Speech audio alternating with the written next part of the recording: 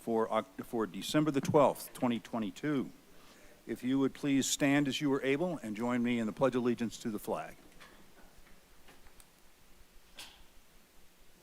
I pledge allegiance to the flag of the United States of America and to the republic for which it stands, one nation under God, indivisible, with liberty and justice for all.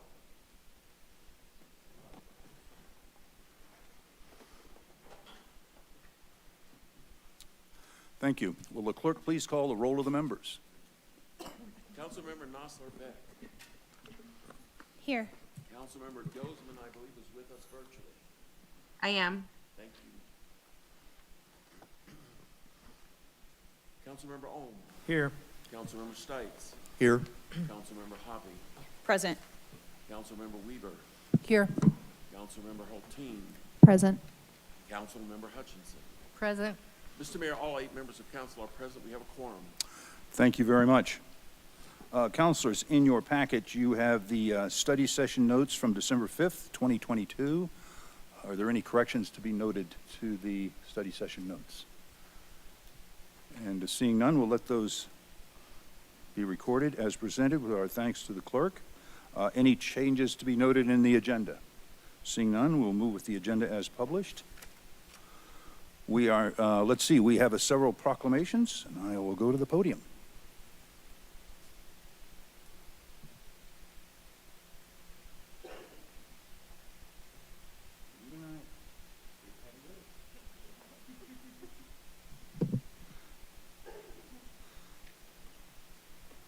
I'm really pleased to recognize the latest class in our Wheat Ridge 101. The mayor and the city council of the city of Wheat Ridge would like to formally recognize and appreciate the participants of the 2022 Wheat Ridge 101 program, who all dedicated an immense amount of time and learning about the city of Wheat Ridge and how it works. The development of this program is part of the city council's strategic plan, strategy number 7.3.1, that may be on the exam, Create a City 101 course for residents. This 7-week program was developed with Local Works and is designed to share detailed information about how the city of Wheat Ridge works and to discuss strategies for effective community engagement. The participants who successfully completed the 2022 program are the following, and as I call your name, would you please come up here? We've got a certificate for you and another little goodie bag, and then we're going to take a picture in front of the council. So we will start with Kay Betts.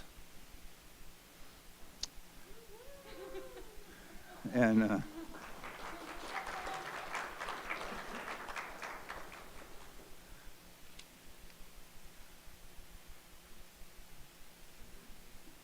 just a minute, I get a hand too. So there you go. All right, so why don't you stand right over here, and then we're going to go in front of the council. Okay, we've got Jamie Berkey.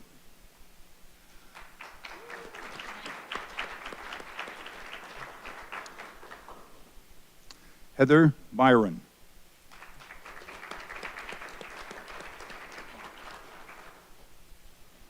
Clint Carlson. There's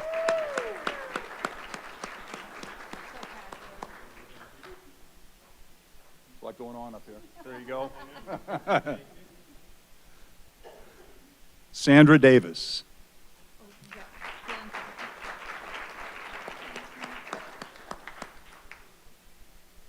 How are you? Good.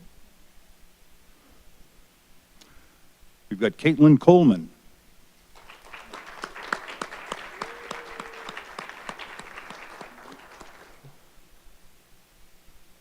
Start here.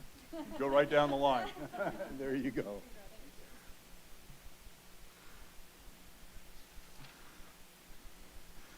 Dan Grave.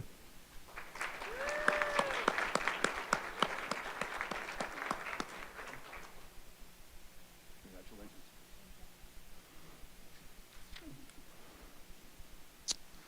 Barbara Gross.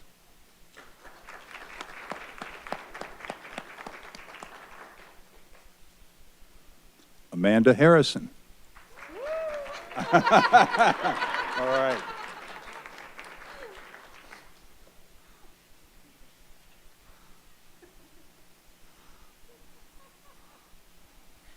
Lila Newton.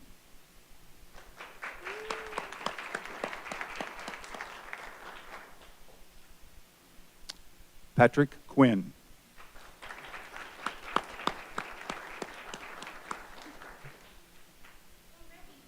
There you go.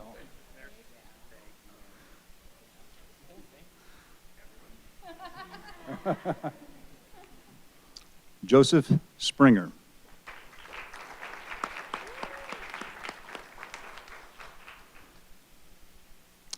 Andy Sulak.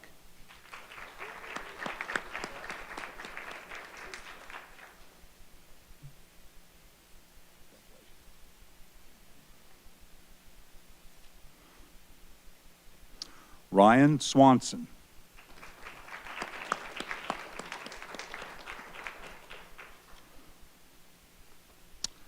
Candace Tomlinson.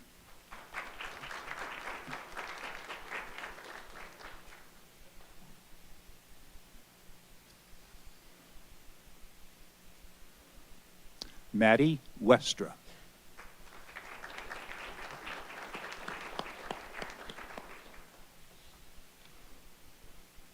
And Amy Young.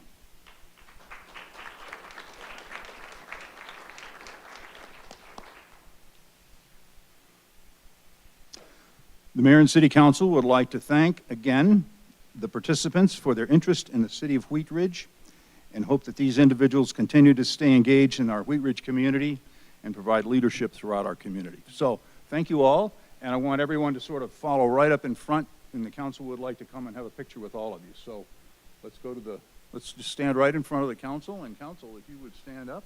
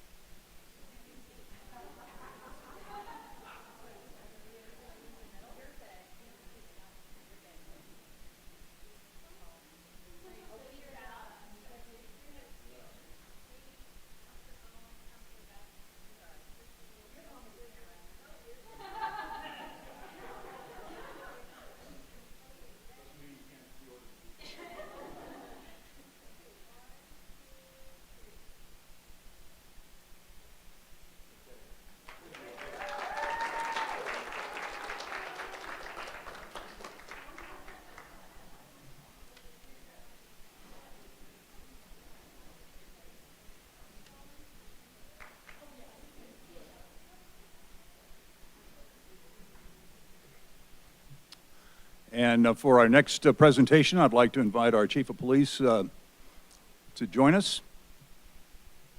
Chief Chris Murtha. Chief? That's all right, you need him. Thank you, Mr. Mayor, Council. Again, I come before you tonight with the latest group of new employees for the Wheat Ridge Police Department.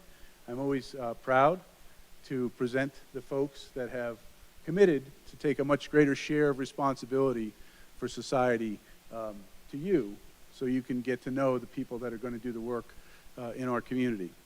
Past Thursday, 3 of these folks were sworn in as a result of successful completion of the Lakewood Jefferson County Regional Academy. We have a 4th person here who actually went through the Arapahoe Community College program, paid his own way, and we were lucky enough to have a connection on our police department that convinced him to come over and talk to us about employment here. So I'm going to ask them all to come up right now. Latoya, Sean, Connor, and Armand, right here, please. If you will indulge me, I'd like to introduce them to you by way of a quick bio, and then have them introduce themselves very quickly.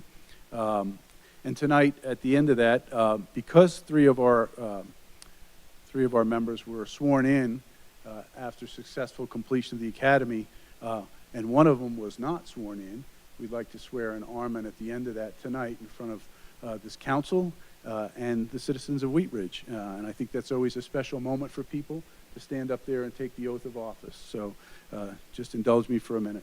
our first new employees, Latoya Hill. Latoya, raise your hand if you haven't figured out who Latoya is. Latoya is 45 years old and originally from Houston, Texas.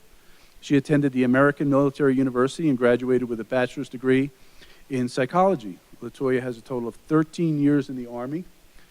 She worked in Iraq, Kuwait, and Afghanistan as a civilian contractor for a total of 7 years, and then was deployed in what she called a vacation to Kuwait. Latoya has been married for 14 years, and they have a grown son and daughter who are both out of the house. And she was emphatic that tonight I remind everybody that her son is in the military, and her daughter is a medical professional, and her and her wife are very proud of the outcomes of their two children. She enjoys spending time with her wife, working out and boxing. Don't fight her, counselors. She also loves, yeah. Maybe now is the time if you think you've got a chance. She loves to watch basketball, boxing, and UFC, and I'll let her say a few words before we move on to our next candidate. Good evening. My name's Latoya Hill. I'm from Houston, Texas. I've been in Colorado a total of 5 years, and the reason I picked Wheat Ridge was I came here with my wife on family night, and like I was telling Chief, I was totally done with law enforcement. And just coming here and hearing Sergeant Saylor talk and hearing Chief talk, and I kind of fell in love with Wheat Ridge. I love the family orientation you have. It's not just, we're not just a number, because with Denver it was just a number, and here it was just people know who you are. In Denver, like our sergeants didn't even know who we were, but here it's more personal, and it's more togetherness. So that's why I fell in love with Wheat Ridge, and that's why I'm here.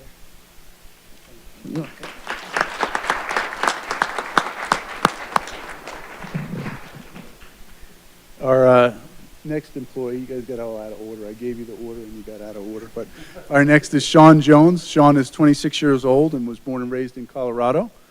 He received his bachelor's degree in biology and a minor in secondary education at Metro State University of Denver. So he's smart enough to be an employee here. He previously worked as an EMT and firefighter and has studied Spanish in Nicaragua. Sean enjoys outdoors, specifically fishing, snowboarding, and hiking.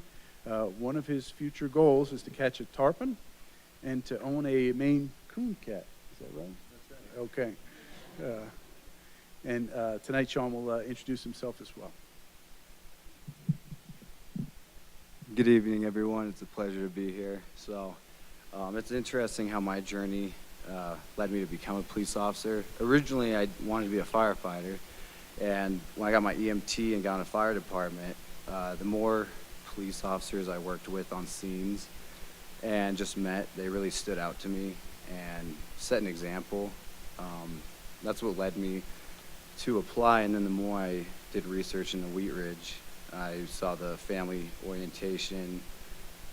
Everyone I talked to about Wheat Ridge had great things to say about it. I didn't hear anything but positivity, and that's sort of a little snippet of my journey on how I got here. I do love fishing. That's a huge part of who I am, outdoors, anything like that. You'll see me in the mountains. So, yeah, I'm Sean, and it's nice to meet all of you.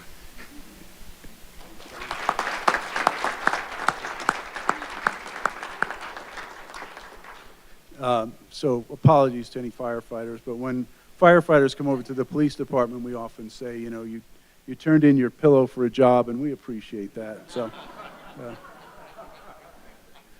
thank you for being part of the real world. Our next is Connor Lorette.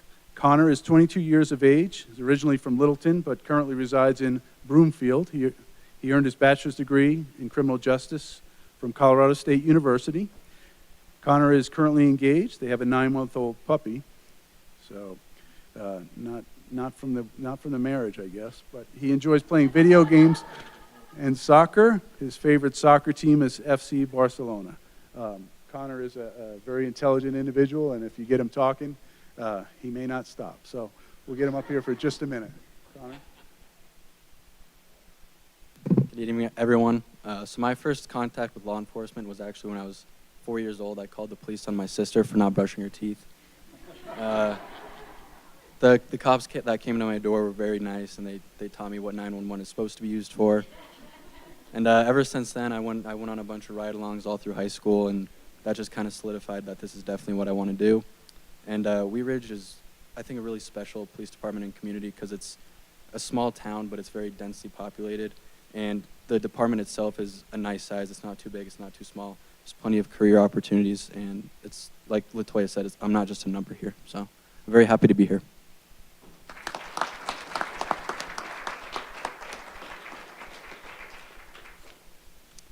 Last but not least, Armin, Officer Armin Akbulet. Thank you. Joined Wheat Ridge Police Department in October. He is of Turkish descent. Turkish is his first language, actually. He's 29 years old and was born and raised in Long Island, New York. Forgive me, but for those of you who haven't detected my Long Island accent, I am also from Long Island, so I was skeptical about whether or not we could have that many Long Islanders in Wheat Ridge. But so far it's worked out. He does not have a background in law enforcement, but he spent almost 15 years in the restaurant industry serving, bartending, and managing staff. He enjoys hockey games, working out, and cooking with his girlfriend, who I believe is here tonight. Hello. He looks forward to spending a long, prosperous career here in the city of Wheat Ridge, and he thanks us all very much for having him. Armand, keep it brief. All right? How's everyone doing? I'm Armand Akbulet. I know it's a little hard to say. As Chief mentioned earlier, I am from Long Island. He's actually familiar with the hospital that I was born in and the high school I went to, so on and so forth. But as he said before, I'm super grateful to be here. I joined the city of Wheat Ridge specifically because it's a smaller size department compared to, say, a sheriff's office, right? It's a little bit stronger camaraderie. You get to kind of know the people that you work with and you serve on a day-to-day basis. Wheat Ridge specifically, this city, it's going to be a city that's outside of a major city, right? So I like the fact that it's a culture I can relate to, like back at home. Long Island sits outside, Brooklyn and Manhattan, all that. So it felt right for me, and so far it's amazing. I love the people I work with, and I love the people I get to serve. But thank you again for having me. Thank you.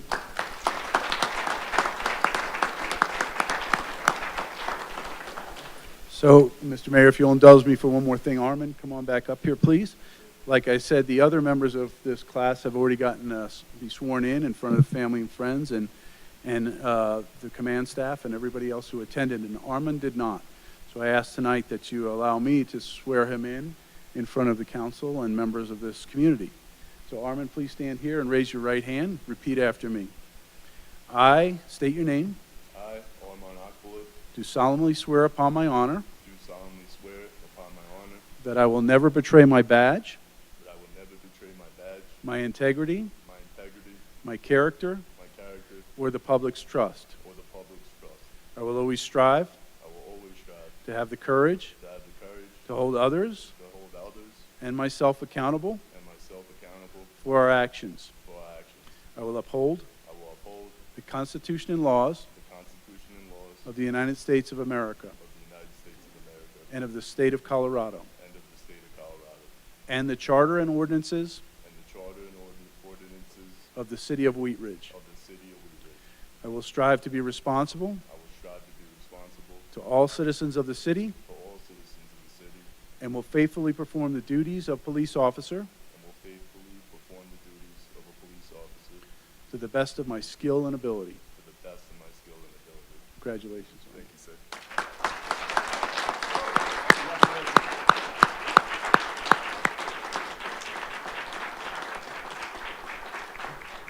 In closing, I would just like to say that completing an academy almost 6 months is a feat in and of itself. Not everybody gets to do that. These folks have done that. They've shown the commitment, the integrity. We talked a little bit today about what it means, what is our brand in Wheat Ridge, and they really nailed it. community engagement, ethics, responsibility. That's what I heard from these folks today. And we look forward to that continuation. We are a department that exudes that lives by that, and we have the greatest officers in Colorado and maybe beyond. So thank you to these folks, and thank you for indulging us tonight. Thank you. Chief, we'd like to get a picture in front of the council.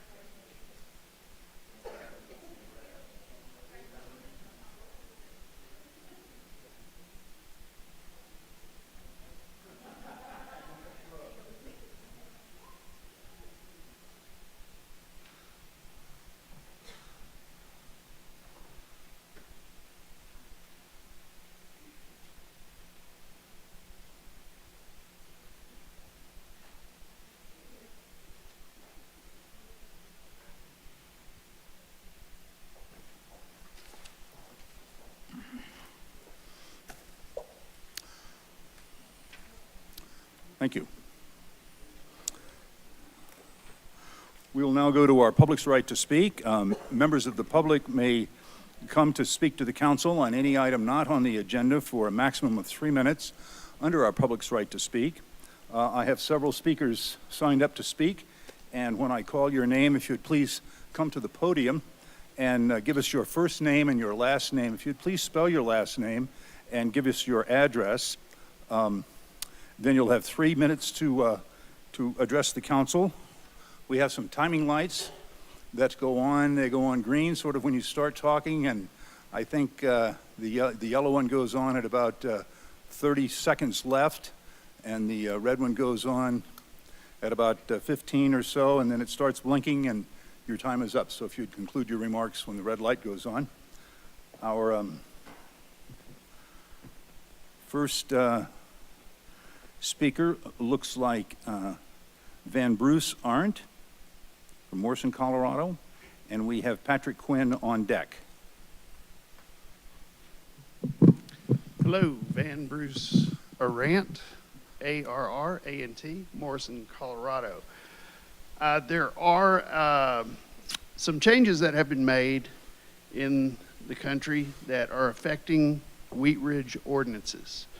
Either completely or partially invalidated by the Supreme Court is Section 16-84, 1687, 1689, and 17-53.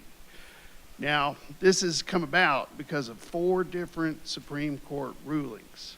District of Columbia versus Heller in 2008, McDonald versus City of Chicago in 2010, Catano versus Massachusetts in 2016, but the hammer was in June, and that was New York Rifle and Pistol Association versus Bruin in 2002. So this established that text, history, and tradition test is going to have to be applied to every Second Amendment challenge going forward. The new standard for Second Amendment jurisprudence governs all laws restricting the right to bear arms and invalidates any laws that fail to meet this standard. The new test supplants prior Second Amendment tests, generally referred to as two-part test or interest balancing test. Those are no longer eligible. So basically, the Supreme Court has just flushed away over 200 years of Second Amendment judicial precedents based on reasonableness. The test now is text, history, and tradition. So, 3 out of 4 of these ordinances just need a little work, just a little change in the verbiage, and they can fall under what the court calls their affirmations. The court has affirmed that carrying arms into sensitive areas may be restricted. However, they are limited to polling places, legislative assemblies, courthouses, and schools. Citizens can be restricted from carrying dangerous and unusual weapons. Reasonable licensing requirements for carrying arms may still be imposed. And of course, the mentally unstable and criminals can still be prohibited from carrying weapons. Eliminating ordinances failing these doctrines and legislating common sense gun laws within the scope of the court's affirmations will be the required practice for the foreseeable future. With minor changes, nearly all your current ordinances can remain in effect and fall within the court's affirmed historical analog. Sensitive areas, weapon restrictions, reasonable licensing, prohibited possessors are all still on the table. If you have any questions, I'd be happy to stick around after the meeting and answer them for you. And just, you have a little bit of work to do, not near as much as some of the other municipalities, but these are things that have to be taken care of. Thank you. Our next speaker is Patrick Quinn, and Claire Fisher is on deck.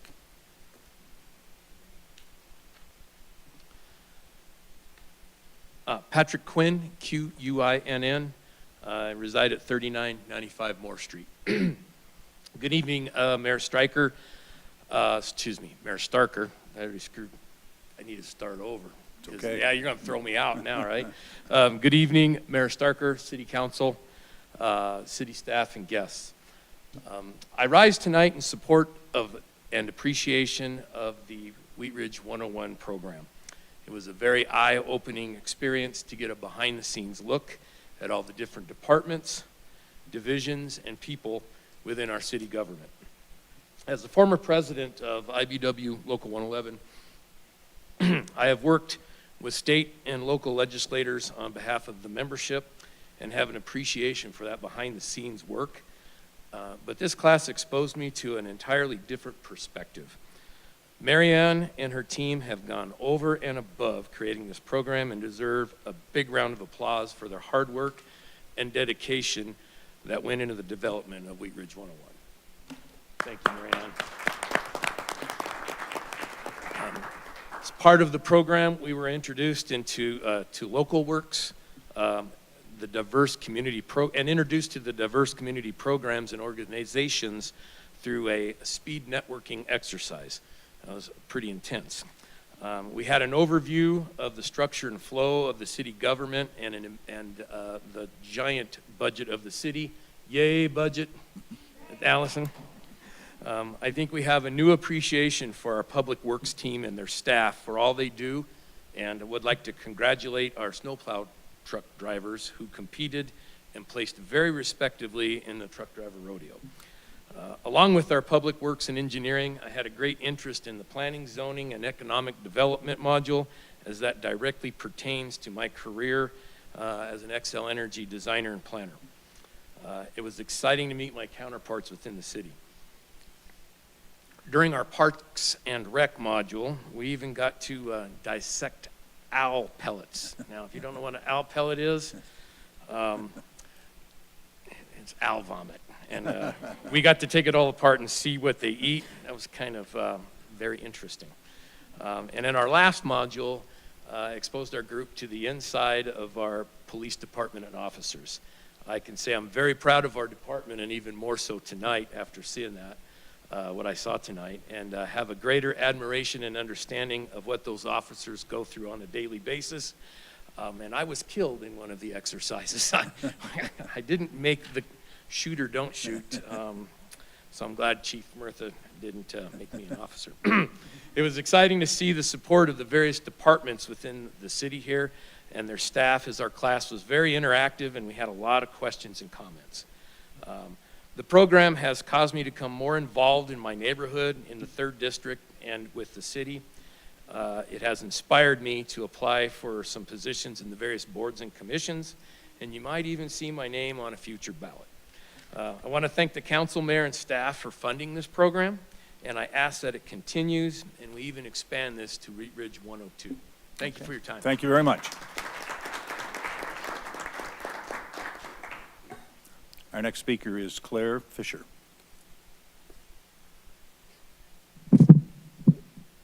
Hello. My name's Claire Fisher, Fisher. I live at 2822 Teller Street. I'm here this evening to spread awareness of the increase in gun violence in our neighborhood and to request additional lighting and cameras on Teller Street. 3 months ago, we moved from the Highlands to Wheat Ridge under the impression we were moving to a safe neighborhood that would be a great place to raise our growing family. On Tuesday, November 15th, at 7:30 p.m., I just finished folding laundry and joined my husband in our living room to watch TV. Our 4-week-old daughter was in her bassinet beside us when we heard a piercingly loud noise rip through our home. Within seconds of my husband going upstairs to investigate, he yelled for me to grab my daughter and get to the basement as he found a bullet hole through our front window, across the stairs, and into our laundry room, exactly where I'd been standing less than 5 minutes prior, and finally lodged in the tile of our bathroom in the next room. As I cradled my daughter in the basement, I called 911 and then waited on hold for 45 seconds before a dispatcher could take my call. He couldn't even stay on the line for the officers arrived due to the increased calls in the area. When the police arrived, they found 3 shots had been fired into our house in what we believed to have been a random drive-by shooting. The other 2 shots had lodged in the roof of our front porch. Our doorbell camera confirmed that a light-colored SUV drove by our house and fired directly at it. Unfortunately, due to the lack of lighting on our street, that's all the information we could confirm. The detective who came by the next day told us that this was the 3rd drive-by shooting incident on Teller between 26th and 32nd in 4 months. Unfortunately, due to the recent cyber attack, there's no current record of these incidents. However, we were able to find 3 other drive-by shootings within 1.5 miles of our house in the past 4 months, in addition to the 2 the detective had mentioned. I do want to thank the officers and Detective Slavsky. They all seemed incredibly genuine in their concern, but also increasingly frustrated with what's happening in our neighborhood and the lack of resources to solve these crimes. We were told that it's extremely difficult to find these criminals as the cars are often stolen and the guns change hands constantly. But even when they do catch these thugs, they're only receiving probation. Probation for a crime that 5 minutes earlier would have resulted in my death. Probation for a crime where if just one of those shots had been a foot lower, you could easily be speaking to a mother who just lost her child. We've been told that lighting and cameras have helped to reduce this type of crime in other neighborhoods. Now, I understand that we can't solve this horrific crime epidemic tonight, but we can agree to place cameras and more streetlights on Teller and other through streets in Wheat Ridge to help identify these criminals and deter them from committing these crimes in the first place. As you deliberate this request, I ask for you to think of your children and significant others. It's only a matter of time before this happens 5 minutes earlier or 1 foot lower. Please don't wait for a grieving mother or widowed spouse to make a change. Thank you. Thank you. That's all of the people that I have signed up to speak. If you are here in City Hall, you may come to the podium and speak now in a public's right to speak. Or if you are online, you may raise your hand and we will bring you into the meeting to address the council. And I'll ask our clerk if anyone has raised their hands and would like to speak online. Okay, and no one has come forward at our meeting tonight, so we will close our public's right to speak. Yes. Okay.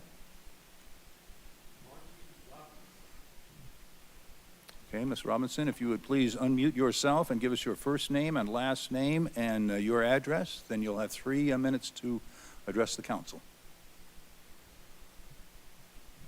Hi, this is Margaret Robinson, 4 Hillside Drive in Wheat Ridge. I am speaking on two issues, your first two things on ordinances.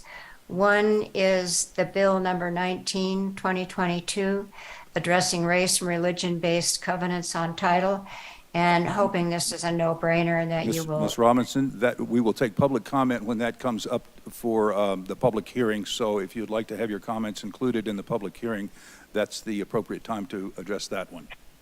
Okay, thank you. And if there's we'll have public comment on all of the public hearings and items on the agenda, but this is for items that are not on the agenda. Do you have other topics you'd like to discuss with us that are not on the agenda? Happy to hear from you. Okay, it looks like she will join us later on, so unless there anyone else with their hand raised, Mr. Clerk? No, Mr. Mayor. Okay, thank you very much. Then we will go to our agenda item number 1. Councilor Hoppy, would you please introduce this item? Thank you, Mr. Mayor. Council Bill number 19-2022, an ordinance amending Article 4 of Chapter 26 of the Wheat Ridge Code of Laws concerning requirements for final subdivision plats, and in connection therewith addressing race and religion-based covenants on title. At issue, this ordinance amends the city's land use code to require that a plat note be affixated on re-subdivisions of property, advising that race and religion-based covenants on real property are illegal and unenforceable. Thank you. This is an ordinance on second reading. It is a public hearing. It is not quasi-judicial. I'm going to open the public hearing. And Ms. Scheck, do we have a staff report on this item? We do. Mr. Dahl will provide some comments here. Thank you. Thank you. Mr. Dahl. Yes, thank you, members of the council, Mr. Mayor. You have seen this ordinance already on first reading, and this ordinance is really a part of the city's broader effort on race and religion. And, pardon me, the council adopted a resolution in July declaring race and religion-based covenants on real property unenforceable, and gave some directions to staff to bring forward various implementing measures, and this is one of those. As you know, the city has a land use code, and that land use code governs, among other things, subdivision of property. The purpose of this particular ordinance is to require a plat note on re-subdivisions of property in Wheat Ridge, and this is because, as council has previously been informed, there are a number of subdivisions within Wheat Ridge which contain race or religion-based covenants prohibiting purchase by persons of a given race or a religion. And those were, sadly, more common to be placed on covenants in the early part of the 1900s and up into probably the 1950s here in Colorado. And there are a number of them in various Jefferson County subdivisions, which, of course, the city then incorporated when it incorporated in 1969. So you've inherited these subdivisions, and these subdivisions have these private covenants on them. The city can't take direct action to remove those covenants across an entire subdivision, but when property comes to the city for re-subdivision, which happens regularly, there are either vacant parcels or large parcels that get re-subdivided into smaller ones, and if those parcels have these covenants on them, one of the requirements that the city can place on the plat at that time when that property is re-subdivided is the declaration, the plat note, that this ordinance requires. So the ordinance does a couple of things. It says when property is re-subdivided, then a plat note must be placed on the plat, and the language of the plat note is shown on the second page of the ordinance. In addition to kind of reciting the Colorado Supreme Court, the U.S. Supreme Court, and the Colorado Legislature's actions in declaring these kinds of covenants illegal, along with the City of Wheat Ridge's resolution from July declaring as well. So that places it on the public record.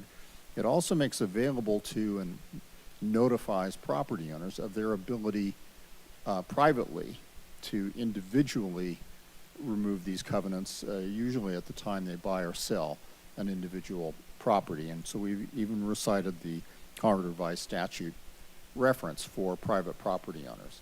And I say this because while the expectation is that the city as a government could just wipe out all these covenants, these are private properties, and the city has limited ability to reach out and and declare something about your individually owned piece of property, because it is not the owner of that property.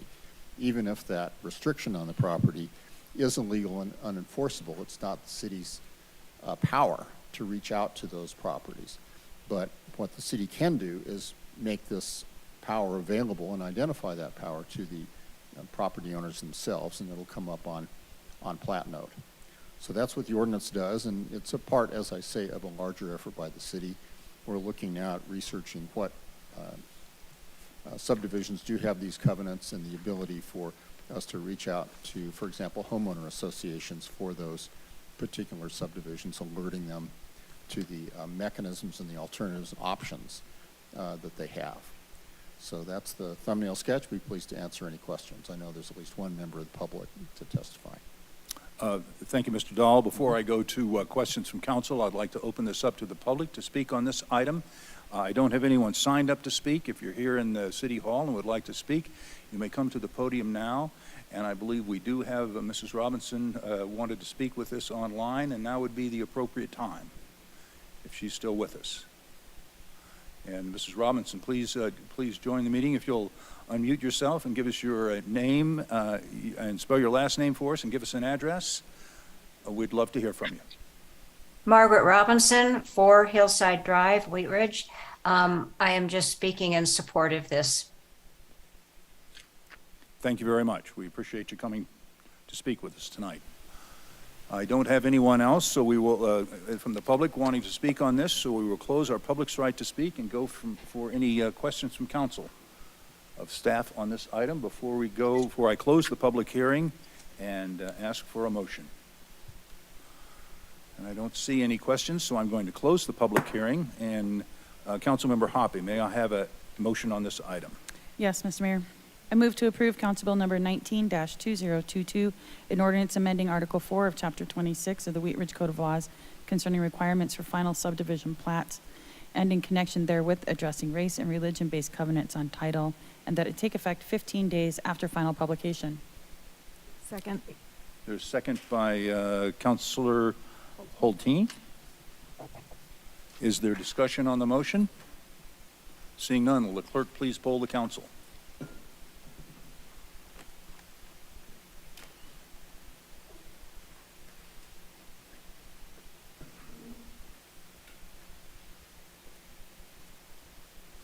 Mr. Mayor, as soon as Councilmember Nasselbeck hits the right button, the motion will have passed unanimously. You just have to clear the board. I think I'm going to have to reset Okay, this in order to... clear the board and Now, let's vote again. please vote again, everybody. Mr. Mayor, the motion has passed unanimously. Okay, thank you very much. We will go to agenda item number 2. Councilor Ohm, would you please introduce this item? Thank you, Mayor. Council Bill number 21-2022, an ordinance approving the rezoning of property located at 7525 West 44th Avenue from commercial 1 to mixed-use commercial, reference case number WZ-22-08. At issue, the applicant is requesting approval of a zone change from commercial 1 to mixed-use commercial for property located at 7525 West 44th Avenue. The zone change will result in a zoning that matches surrounding zoning and enables redevelopment of the site by expanding permitted uses. This is an ordinance on second reading. It is a public hearing. It is quasi-judicial. I'm going to open the public hearing, and if you intend to speak on this item, would you please stand and raise your right hand now?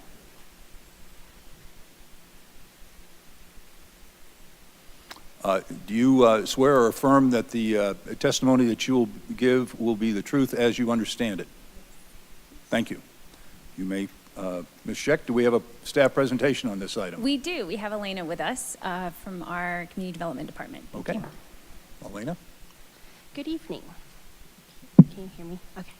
My name is Elena Olivas Loera, and I'm a planner with the City of Wheat Ridge Community Development Department. I'm presenting case number WZ-2208, which is a request for approval of a zone change from Commercial 1 to Mixed-Use Commercial at 7525 West 44th Avenue.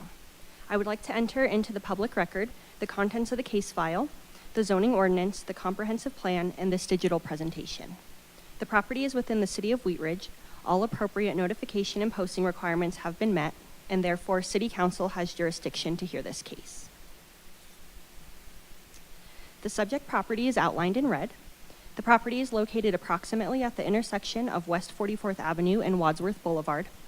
The area is primarily commercial along Wadsworth and residential to the east and northeast. The property measures about 2.5 acres in size and contains a commercial structure that was built in 1972, which was most recently a Pet Boys business. This is a zoning map of the area. Please note that an updated zoning map is currently not available due to the cybersecurity incident. The property shown in the top left corner was recently rezoned to mixed-use neighborhood, which this map does not reflect. The subject property is currently zoned C1 and is outlined in red. The site is largely surrounded by C1 and mixed-use commercial zoning. To the northeast, the site is adjacent to Residential 2 zoning, which is a city-owned parcel containing the Apel-Bacher Park. Other surrounding land uses are non-residential in nature, including a propane business, the former Bank of the West, now owned by the city and functioning as a construction office for the Wadsworth Improvement Project, and the office building owned by the applicant, Foothills Regional Housing. Recent development projects in the area include Town Center and Town Center North Apartments to the southeast at 44th and Vance. This is a view of the subject property looking east from Wadsworth Boulevard. It is a 26,600 square foot commercial structure with parking. This is a view of the subject property looking north from West 44th Avenue. The applicant intends to rezone the property to allow for a wider range of uses and to align the property zoning with the city's comp plan, the Wadsworth Corridor sub-area plan, and other properties on the corridor. Should the zone change be approved, the applicant intends to redevelop the site for a multi-unit housing building. The current C1 zoning is reflective of long-standing commercial uses in the city. The C1 zone district allows a wide range of commercial land uses, which include office, general business, and retail sales and service establishments. By contrast, MUC zoning allows residential uses, commercial uses, or a mix of the two, and the permitted retail uses are greater in number. The MUC designation would allow more flexibility for revitalization of the site and will provide standards for a future redevelopment. The proposed MUC zoning allows residential uses, commercial uses, or a mix of the two. The MUC district is complementary to the context of the corridor in the surrounding zoning and land uses and provides a wider range of allowed uses than the existing C1 zoning. This table summarizes the current proposed zoning's development standards. Most of the proposed zoning development standards would apply if the property redeveloped in the future. Most notable differences between the two zone districts include building height, setback requirements, and build-to requirements. The design standards in MUC are strict and include architectural standards, open space requirements, setbacks, and parking requirements.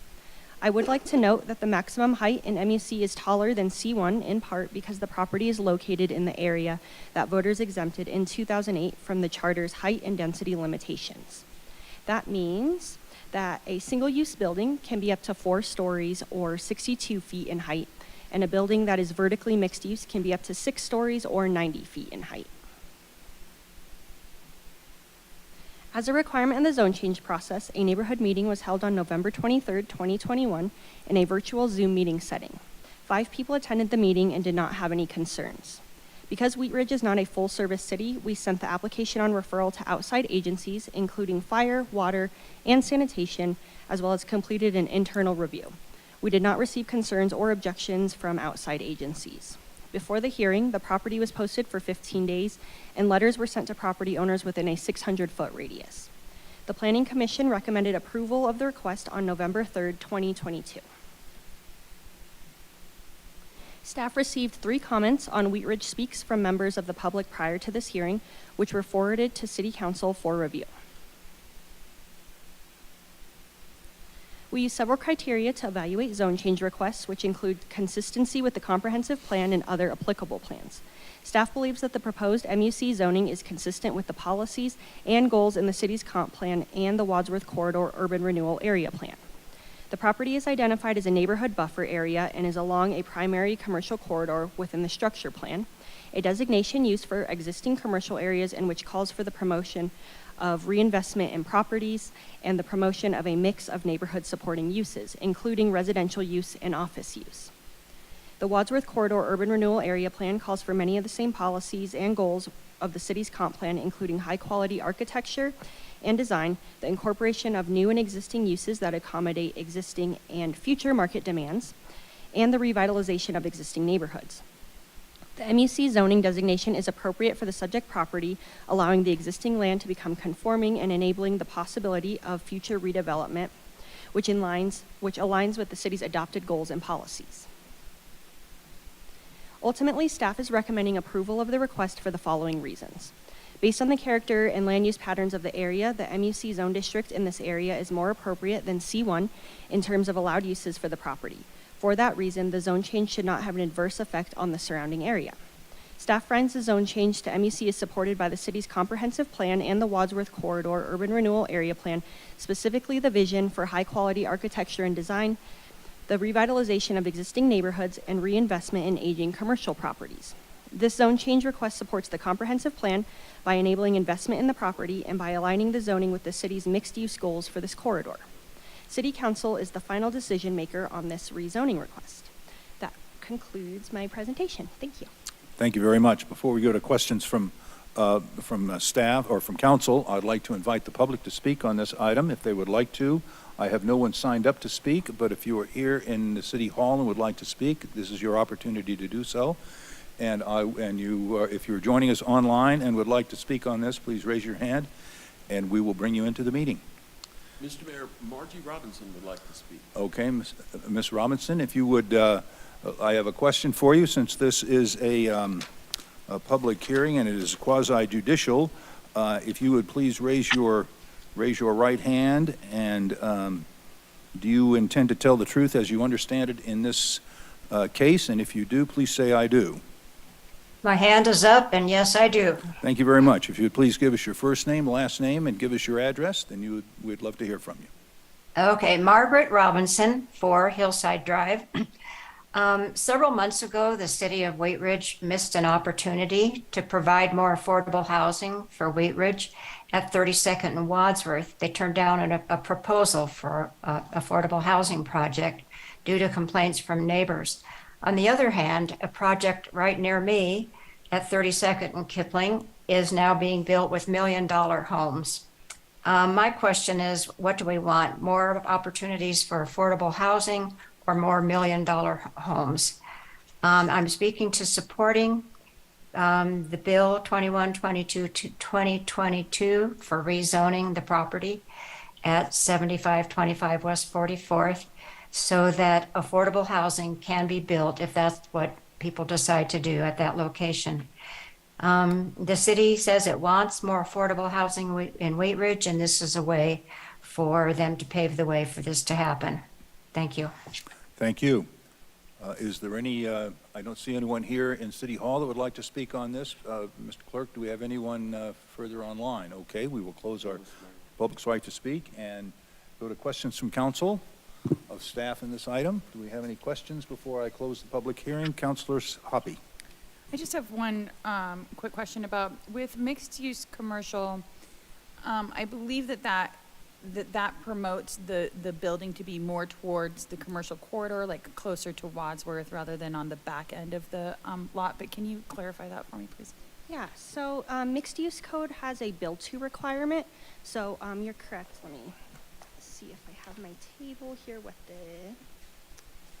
So the build to requirement for mixed use commercial is 0 to 20 feet. So whatever they decide to build will have to be within 0 to 20 feet of that street frontage, of the primary street frontage. And we're considering Wadsworth the primary street frontage for that property, even though it is on Wadsworth and 44th. Lauren? There is some flexibility in the code to determine that through the site planning process. When it is a corner lot, there could be a build-to requirement on both streets. Thank you. Mm-hmm. Thank you. Any further questions from council before I close the public hearing? Okay, I'm going to close the public hearing and ask for a motion. Councilor Ohm. Thank you, Mayor. I move to approve Council Bill number 21-2022, an ordinance approving the rezoning of property located at 7525 West 44th Avenue from commercial 1 to mixed-use commercial on second reading, order published, and that it take effect 15 days after final publication. Second. Motion and a second by Counselor Hoppy. Is there discussion on the motion? Counselor Hulteen. Thank you, Mr. Mayor. And to the comment that we received, this is the kind of project where we've been identifying we need more housing like this in our community to address the housing gap that our affordable housing study has identified. And this project's also a reminder why we need to do the hard work after we adopt our affordable housing study to set the policies so that when we have developers like this coming in and requesting the rezonings, we can proactively work to make sure that the housing that comes into this site is affordable for the constituents that we've identified need housing. So I am looking forward to seeing what's next on this corner, and I'm looking forward to supporting this. Counselor Hoppy. Thank you, Mr. Mayor. Like Councilwoman Hulteen, I look forward to supporting this. And one thing that I just would like to just remind everybody that has come up a lot in the past is oftentimes what we hear from our community is that we want density in our corridors and not in our neighborhoods. And this absolutely answers that. And it's something that our citizens have been saying through the Citizen Let's Talk and through our citizen surveys for the last several years, along with also supporting affordable housing. So thank you. Thank you. Mayor Pro Tem Stites. Thank you, Mr. Mayor. I will agree with both of my counterparts here. This is the exact place to be putting a denser development like this. This is not in a neighborhood. This is on a corridor. This was identified during the neighborhood revitalization strategy, the comp plan, everything, that this is a place for this sort of project. And I think that it meets many of the needs that we're looking for with our affordable housing study. So this is definitely something I'll be supporting. Thank you. Any additional discussion on the motion? Seeing none. Counselor Dozeman. Thank you, Mr. Mayor. I would agree with my colleagues in the respect that this is the perfect area for this. I'm really excited about this project coming to fruition and activating that corridor. You know, we've come a long way with Wadsworth and the widening project, and I would really appreciate people moving into our community and supporting the surrounding businesses. So I'm happy to support this as well. Thank you. Thank you. Any further discussion on the motion? Counselor Ohm.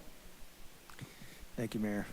I remember this case when I was on not this specific case, but the specific property, when I was on the planning commission, and the city made a bold move and rezoning, this corridor to mixed-use commercial. And, the city gave the owners at that time the opportunity to not go forward with it, and that was their decision.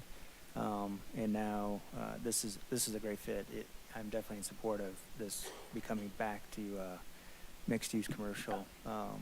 Definitely in support of any affordable housing, especially on these corridors. Mm-hmm. Thank you. Thank you. Any further discussion? Counselor Hulteen. Since we're piling on all the things on this property that we're excited about in a policy arena, one thing we haven't talked about here, but RTD is actually updating its service plan, and that service plan optimization is actually going to increase the frequency of the Wadsworth and the 44th bus service on that property. And so I think this is a great property as we start to look at our affordable housing policies, at looking at revisiting our parking minimums for this project. I think this is a great one where we can recognize the transit service actually allows us to not have to deliver as much parking. And be able to let that go towards some affordable housing. So I'm just throwing that in the mix for conversations later down the road. Thank you. Okay. Additional discussion on the motion? Seeing none, will the clerk please poll the council?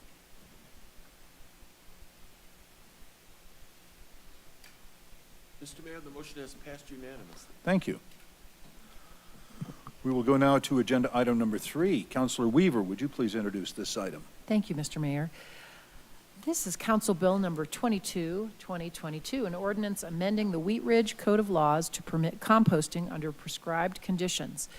At issue, the City of Wheat Ridge's municipal code includes a definition of nuisance in section 15-25, which could be interpreted to prohibit composting. The purpose of this ordinance is to clarify existing language on the municipal code to allow for composting. Thank you very much. This is an ordinance on second reading. It is a public hearing. It is not quasi-judicial. I'm going to open the public hearing. And Ms. Scheck, do we have a staff presentation on this item? We do. Mary Hester is with us, but first I'll kick it over to the assistant to the city manager, Mary Ann Schilling. Good evening. We have Mary Hester tonight, our sustainability coordinator, and she is here to speak to this ordinance on second reading. Okay, Ms. Hester. All right, thank you. And good evening, Mayor and Council. Thank you for having me tonight. Tonight I will be discussing composting and a couple of proposed code amendments to Chapter 15 of the Municipal Code that would make this an allowed activity within the city. So I'll begin the presentation by going over the purpose and intent of the proposed code amendments, the background and prior action on this topic. Then I will summarize the proposed code amendments and end with staff's recommendation.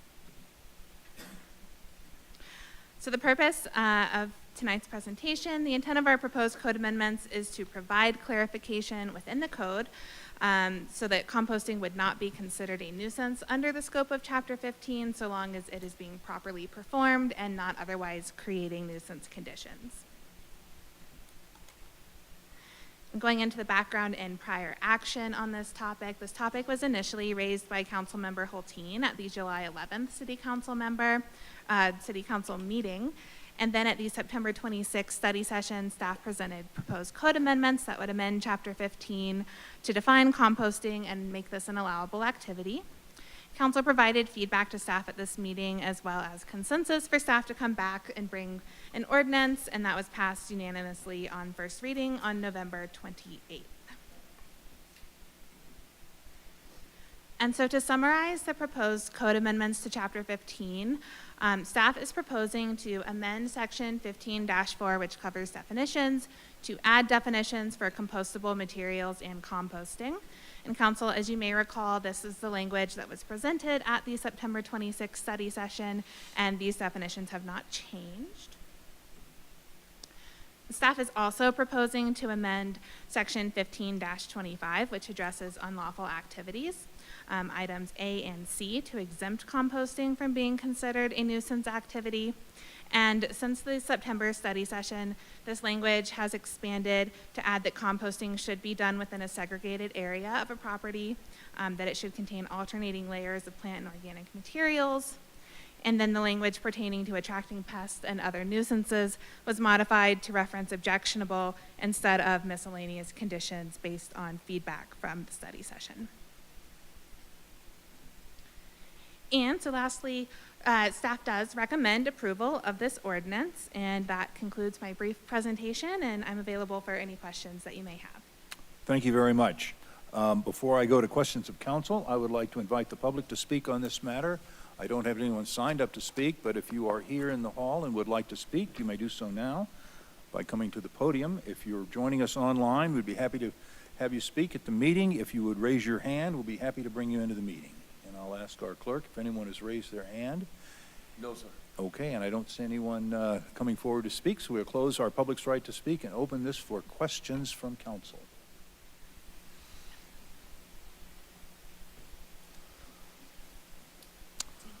And I see Councilor Hulteen. Thank you, Mr. Mayor, and thank you, Mary, for bringing this forward. This is exciting to see this on the dais. I do have a question, and this is just inspired by my own yard. So I actually have like a rotating composting bin.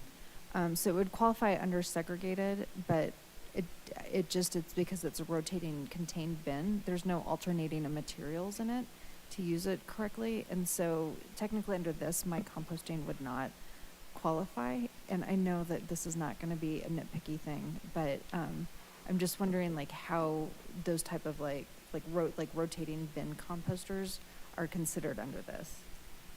Yes, that is a great question. I might toss that over to our attorney here.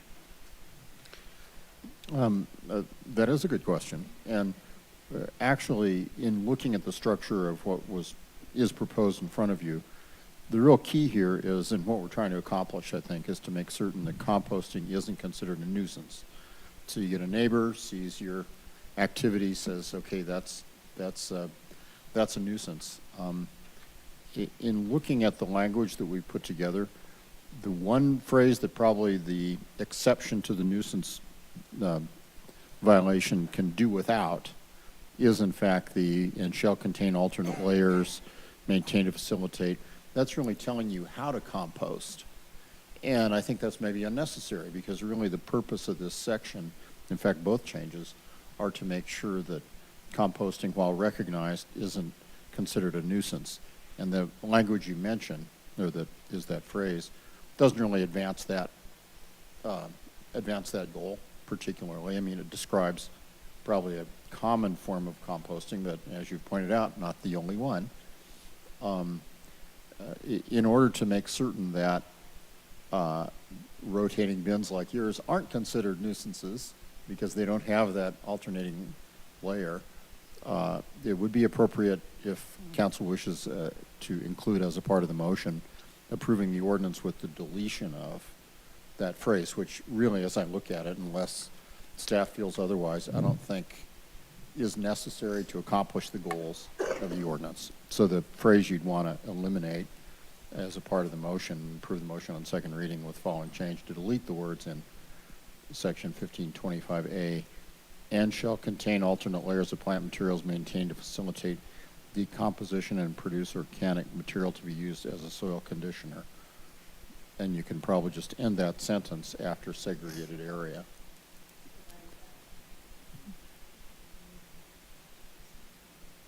Great. Segregated area, period. Okay. Provided that compost piles shall be maintained in segregated area, no person shall who maintain. That would work, I think. Okay. Okay. And I guess I'd want to look to you, Mary, and see if you feel like that modification stays with the intent of the ordinance. Good, because I hope that the intent of the ordinance is to encourage composting. So, all right, that was my one question. So, thank you. I would jokingly suggest that we add in there, whatever you do, do not put your ashes from your recently put out fire in your compost bin, because you might burn up your rotation bin, which I have pictures of if anyone wants to see that. So thank you. So I will probably seek guidance on that verbiage again when it comes time. Thank you, Sure, Mr. Dahl. when it comes time, I'm happy to help with the motion. Okay, any additional questions from staff before I close the public hearing? Councilor Weaver.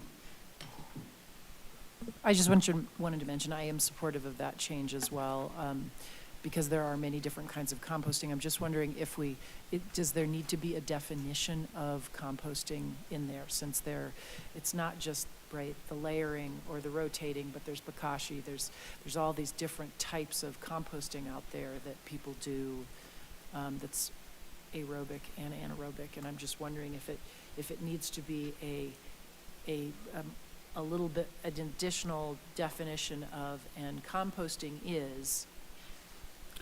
We have that. You'll notice in section 1 of the ordinance, Okay. even though it's not in all caps, the But form, that's enough. when you're adopting a whole new section, it's always upper and lower case. And you'll see in section 1 we have 2 new definitions, compostable materials and then also composting, which is a pretty generic definition. At least I'm no expert, but I think it covers the issue you're describing. Perfect. Thank you. Mr. Dahl, is the word discarded material necessary in that? Sometimes we use a compost starter that's not really a discarded material, but we put it in our compost pile. Are you looking in Section 1 in the definition of compostable materials means discarded materials. discarded materials?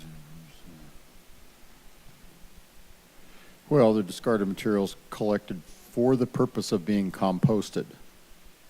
So not just, for example, cinder blocks are discarded, but they're not being, we assume. Okay. I think both elements, the discarded is modified by, for the purpose of composting. So I think that's Good. sufficient. Thank you. And like any other ordinance where you're entering an arena that the city hasn't had a lot of experience with, it just like any other land use code change, in a year or two, we may well find we need to fine tune.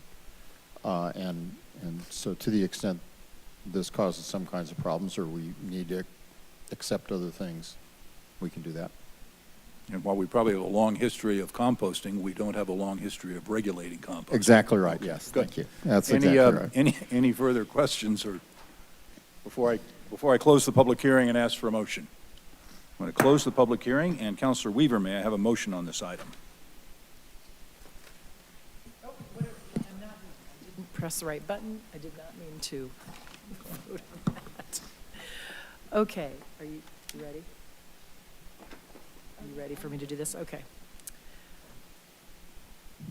I move to approve Council Bill number 22-2022, an ordinance amending the Wheat Ridge Code of Laws to permit composting under prescribed conditions and that it take effect 15 days after final publication. Second.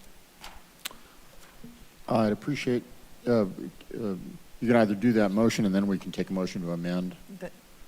Is that your intention? I'm sorry to That's the interrupt. intention, yeah. Sorry. Okay, who was the second on that? Okay, Hutchinson, okay. Do we have discussion on the motion? Councilor Holteen. Thank you, Mr. Mayor. I move to amend to change the section 2. Sorry, I only got one piece of paper here. So section 2A, which is amending section 1525 of the code. And I am amending to strike the following language from section 2, paragraph A. This is the language to strike. Provided that composting piles shall be in a segregated area and shall contain alternate layers of plant materials maintained to facilitate decomposition and produce organic material to be used as a soil conditioner. Second. Okay, we have a amendment and a second by Mayor Pro Tem Stites. Is there discussion on the amendment? Mr. Mayor? Seeing, Counselor. I have a question.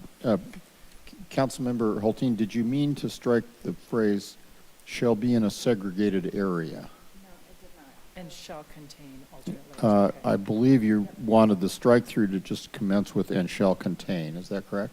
Correct. So Okay. I am revising my proposed amendment, and the language to strike shall is and shall contain. Sorry, bifocals are terrible with this language.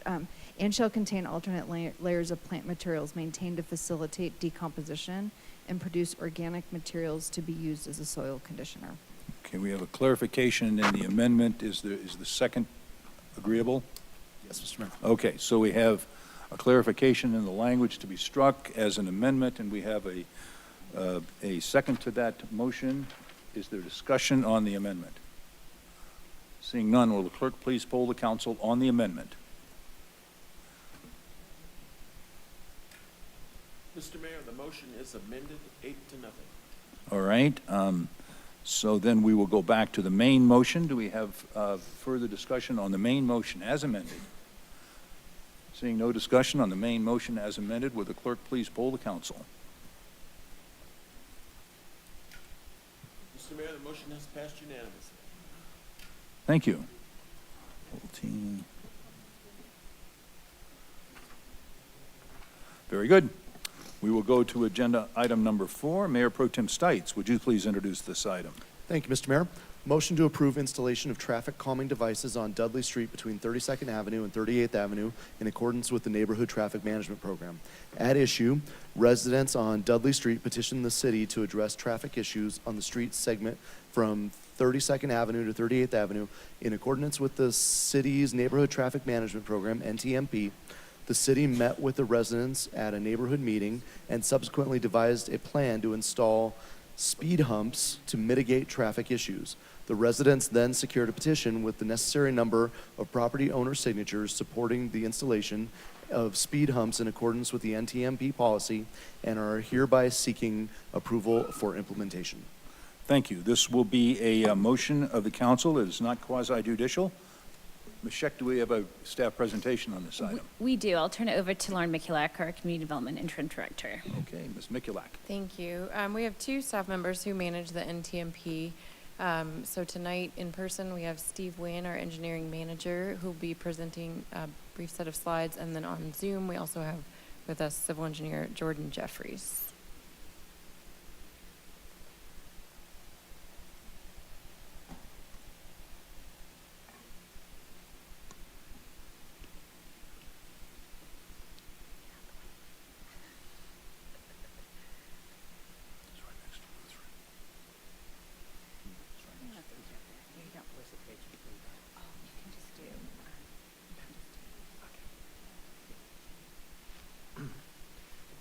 Good evening, Mayor and Council. I'm here to present the Dudley Street Traffic Mitigation Program. For the record, my name is Steve Nguyen. Last name spelled N as in Nancy, G as in Gary, U-Y-E-N. I'm with the Community Development Department. A little bit of background on Dudley Street. The characteristic of Dudley Street is this petition segment is from 32nd to 38th Avenue, and that is a half a mile long for this stretch under consideration. This is a two-lane street with no sidewalk for the most part. You see it on the north end and the south end, but that's a pretty short and pretty long with no segment or no sidewalk in between. It is being adjacent to Lutheran Medical Center, and proximity and geolocation-wise, this street is kind of a service, a link between traffic destination north of there and the Wheat Ridge High School. In February 2nd, the city held a resident meeting with about 13 in attendance to talk about traffic problems and also to share traffic data and what are the findings with the neighborhoods.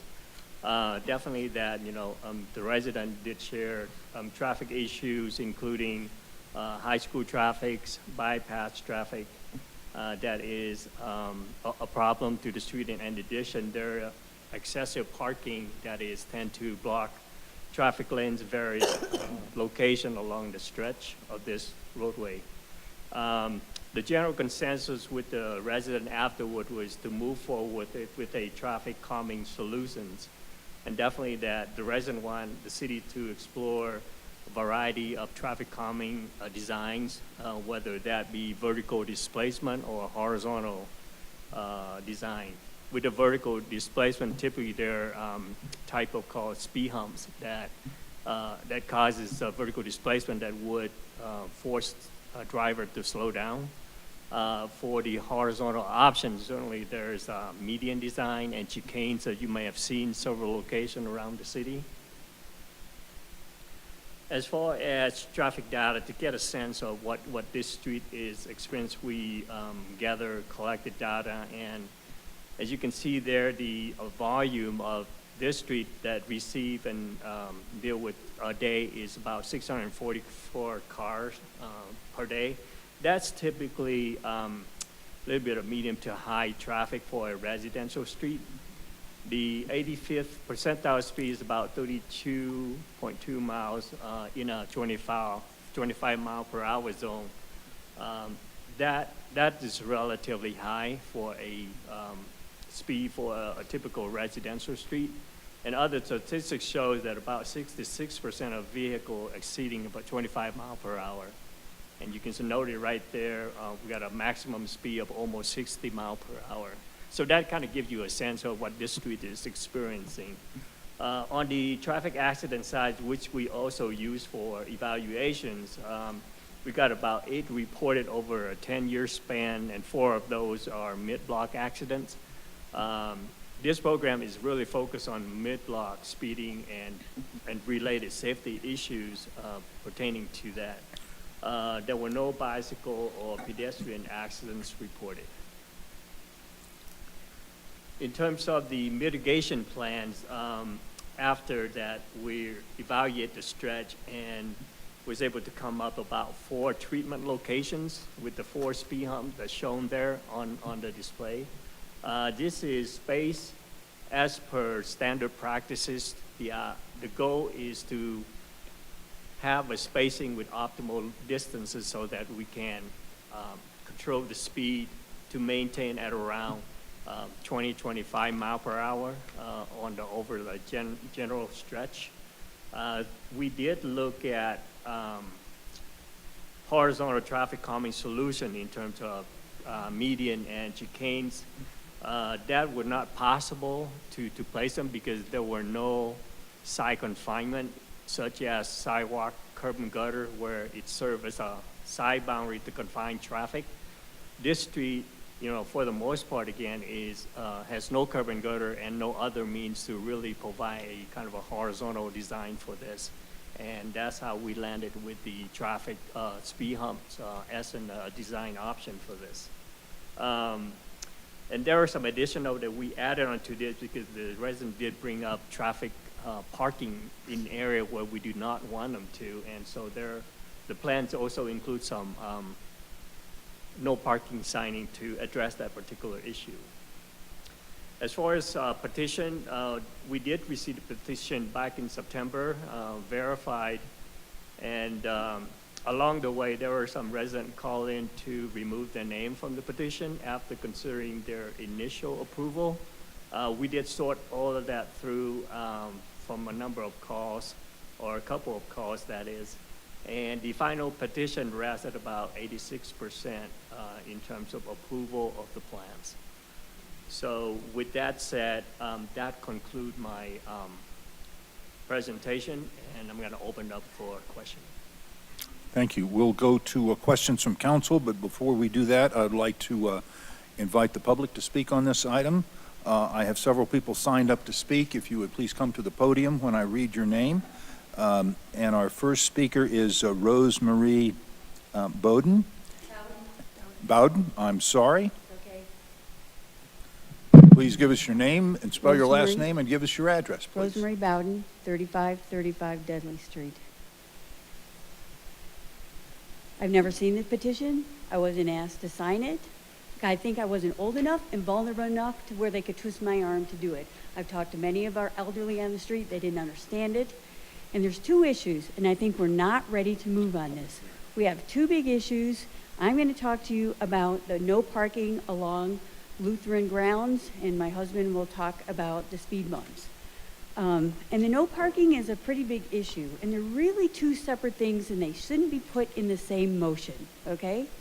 Because the medical center has park-like grounds along the east side of Dudley, the public perceives the land to be public property. The public regularly parks on the medical center grounds. The vehicles can be 4 or 5 deep onto the private property. Contractors are the most abusive. They mobilize and stage equipment on the grounds. They unload and store materials such as gravel, fill dirt. When activities like these occur, they're shifting the liability to the owner of the property.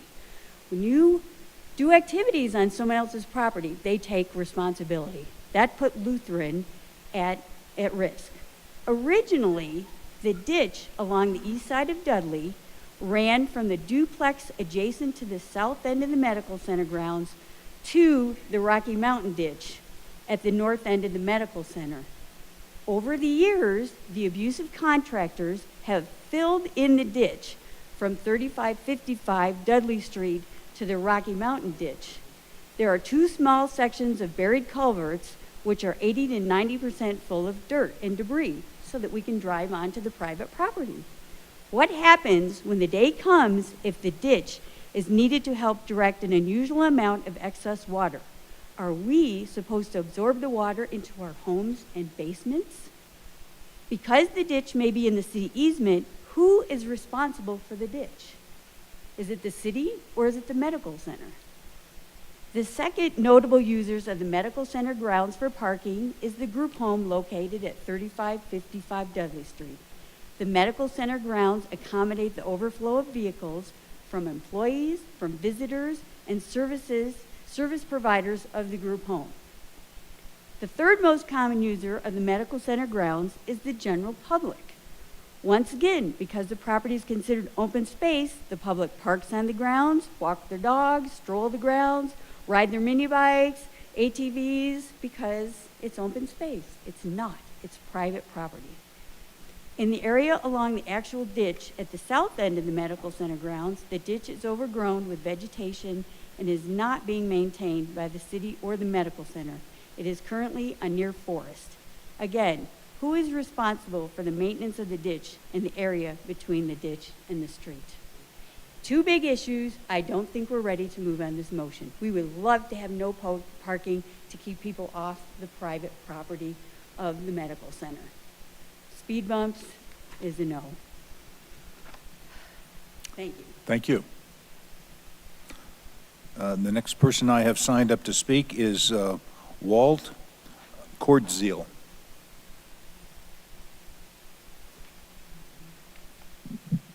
Yeah, I'm Walter Cordial at 3535 Dudley Street, and the last name's spelled Kordziel.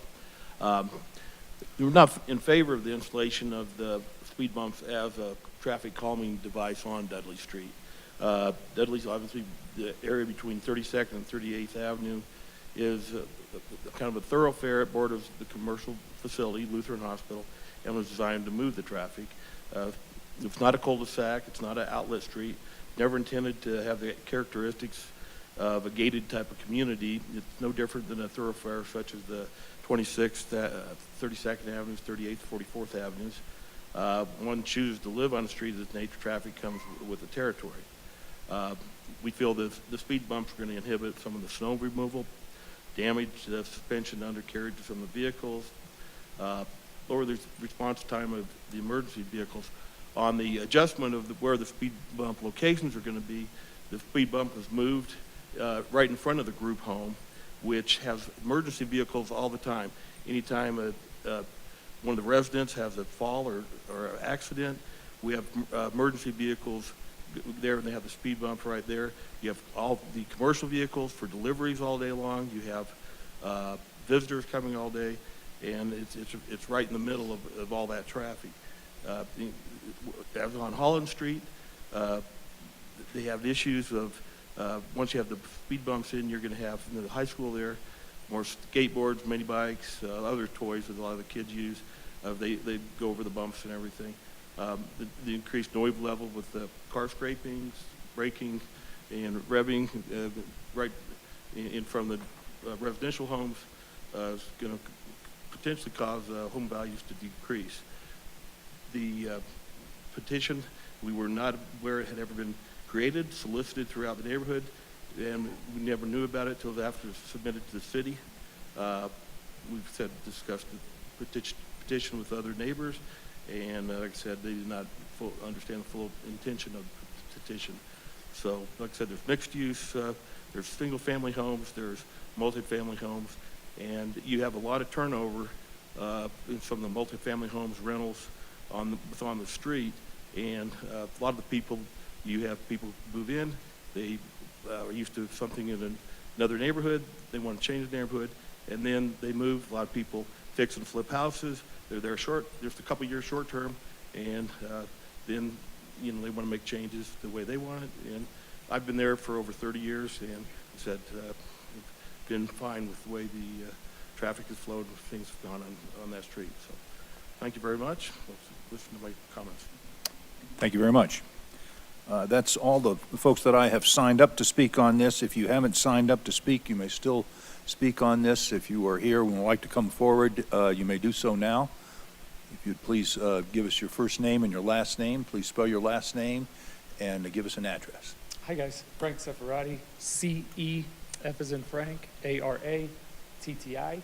I live at 3605 Dudley Street. My family and I purchased the home a little over 2 years ago. Soon after we moved in with our 5-year-old and our little 19-month-old now, we learned that the street did have a history of drag racing. So that was great, not disclosed. I didn't research enough, I didn't know. I loved the proximity of the high school, but also didn't put 2 and 2 together that we have 6 blocks where kids are zooming by either during lunch hour or before O hour, 7 a.m., or when they get out at 2:30 or 3:30. 60 miles an hour, max speed, that really isn't fine with me, whether I have kids or not. We recently also got a puppy. We got an outdoor cat. My son just learned how to ride bicycle without training wheels, and I can't take him out of my driveway to ride. So that's unfortunate too. I completely agree with Rose in the no parking situation. It has been abused, whether it's by assisted living, whether it's by big development, or even myself. You can accuse me of parking there. Lately, I have been purposely parking there like a jerk to purposely slow down traffic. I throw cones out, I throw slow signs, I throw everything I can buy, whether it gets stolen or run over. That's another story. Basically, I'm trying to maintain the integrity of the neighborhood. We have a major development coming across the street with the Lutheran campus that everybody knows. Maybe one day we'll get curb and gutter, maybe one day we'll get sidewalks. But I know with the increased traffic, the increased population, and maybe 30 years ago it wasn't an issue, but now and in the future, there is an issue. It's a big issue. I've been working on this for over 15 months. When I first moved into the neighborhood, I went and I met with Rose and her husband, and I mentioned it to them. I asked them if they would be in support, and they were a clearly hard no. So I therefore left it alone, and I did not ask. Never met you before. Okay, I'm sorry. So Rose's husband, I met in the driveway a couple times shoveling, and it was a hard no. We also had the public meeting, and Rose was very boisterous on the public meeting about not being for the speed humps, so I let it be. I left it alone. I really tried hard to maintain camaraderie amongst the neighbors doing this because I want no bad blood. I agree with the no parking. I think home values will decrease on a busy street. No one really wants to live on a double yellow with increased traffic. So I think the speed humps will maintain and help our home values. That's my own personal opinion. We have increased police patrol. I've had speed trailers put on the street about 4 times. Every time I see a police officer across the street, I bring him a bottle of water or I personally thank him. And it's for sure the speed study. I mean, the evidence is there and the proof is there. There is an issue. I would love to be able to feel safer on the neighborhood. And I know progress is coming in the development for Lutheran, whether you're in agreement with it or not. Once that volume of traffic and increased people come, nothing like this will ever be plausible. And so in my opinion, it's kind of now or never. That's all. Thank you. Thank you. Is there anyone else here who would like to speak on this? Or if you are joining us online, you may raise your hand, and we are happy to bring you into the meeting to speak on this item. I don't see anybody coming forward in City Hall and no one online, so we will close our public's right to speak on this item and go to questions from council. Pardon me. Mayor Pro Tem Stites. Thank you, Mr. Mayor. I just had a quick question for Mr. Nguyen, I assume. When the people called to have their names removed and then put back, do you know what the reasons were that they did that? A couple of reasons we hear is that the latest plan shown, which we sent out to all residents to let them know this is what the latest plan is. When they see that, is they stated that that's not what they saw earlier, and understandably so. There were a couple of instances where working with Frank, taking the lead on petition, we weren't able to secure a signature for a couple of the initial location of speed hump. And, as part of our program requirement is that the property owner needs to be in favor of in front of where the speed hump is proposed. And so there were 1 or 2 occasions because of that, they were not willing to sign. They said, well, they calling by city staff, what can you do?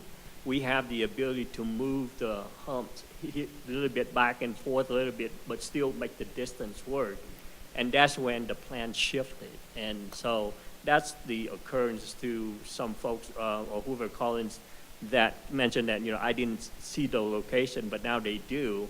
And that's why they make a determination that is that they want to ask the name to be removed from the petition. Okay. So just because somebody signs the petition doesn't necessarily mean they're in favor of having the hump in front of their house. Is that kind of a separate, is that a separate question?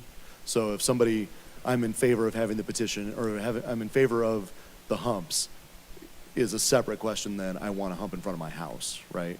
Or is that, okay. Yes. And again, our requirement is the folks who going to be adjacent to the proposal have to be signing it. If they see it that they don't want it, then we have to honor that and move it, or not moving forward at all. Okay, thank you. Councilor Ohm. Thank you, Mayor.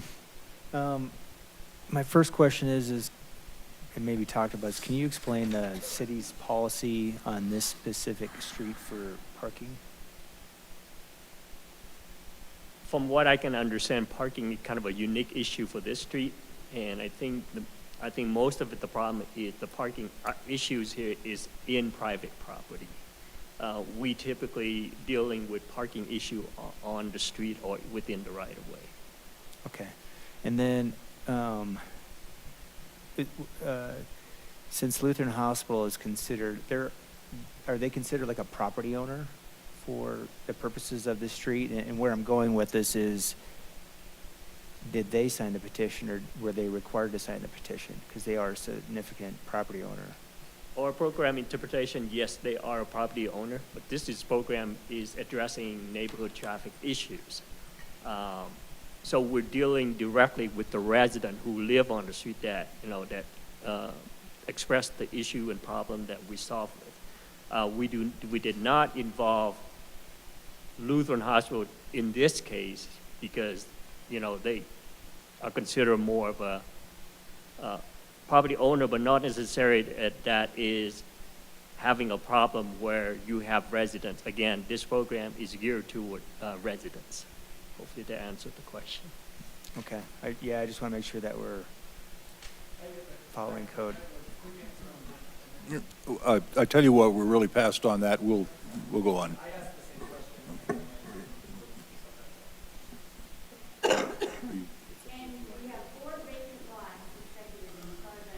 Oh, okay. All right. We're gonna stay with questions from council right now. Councilor Nosler Beck.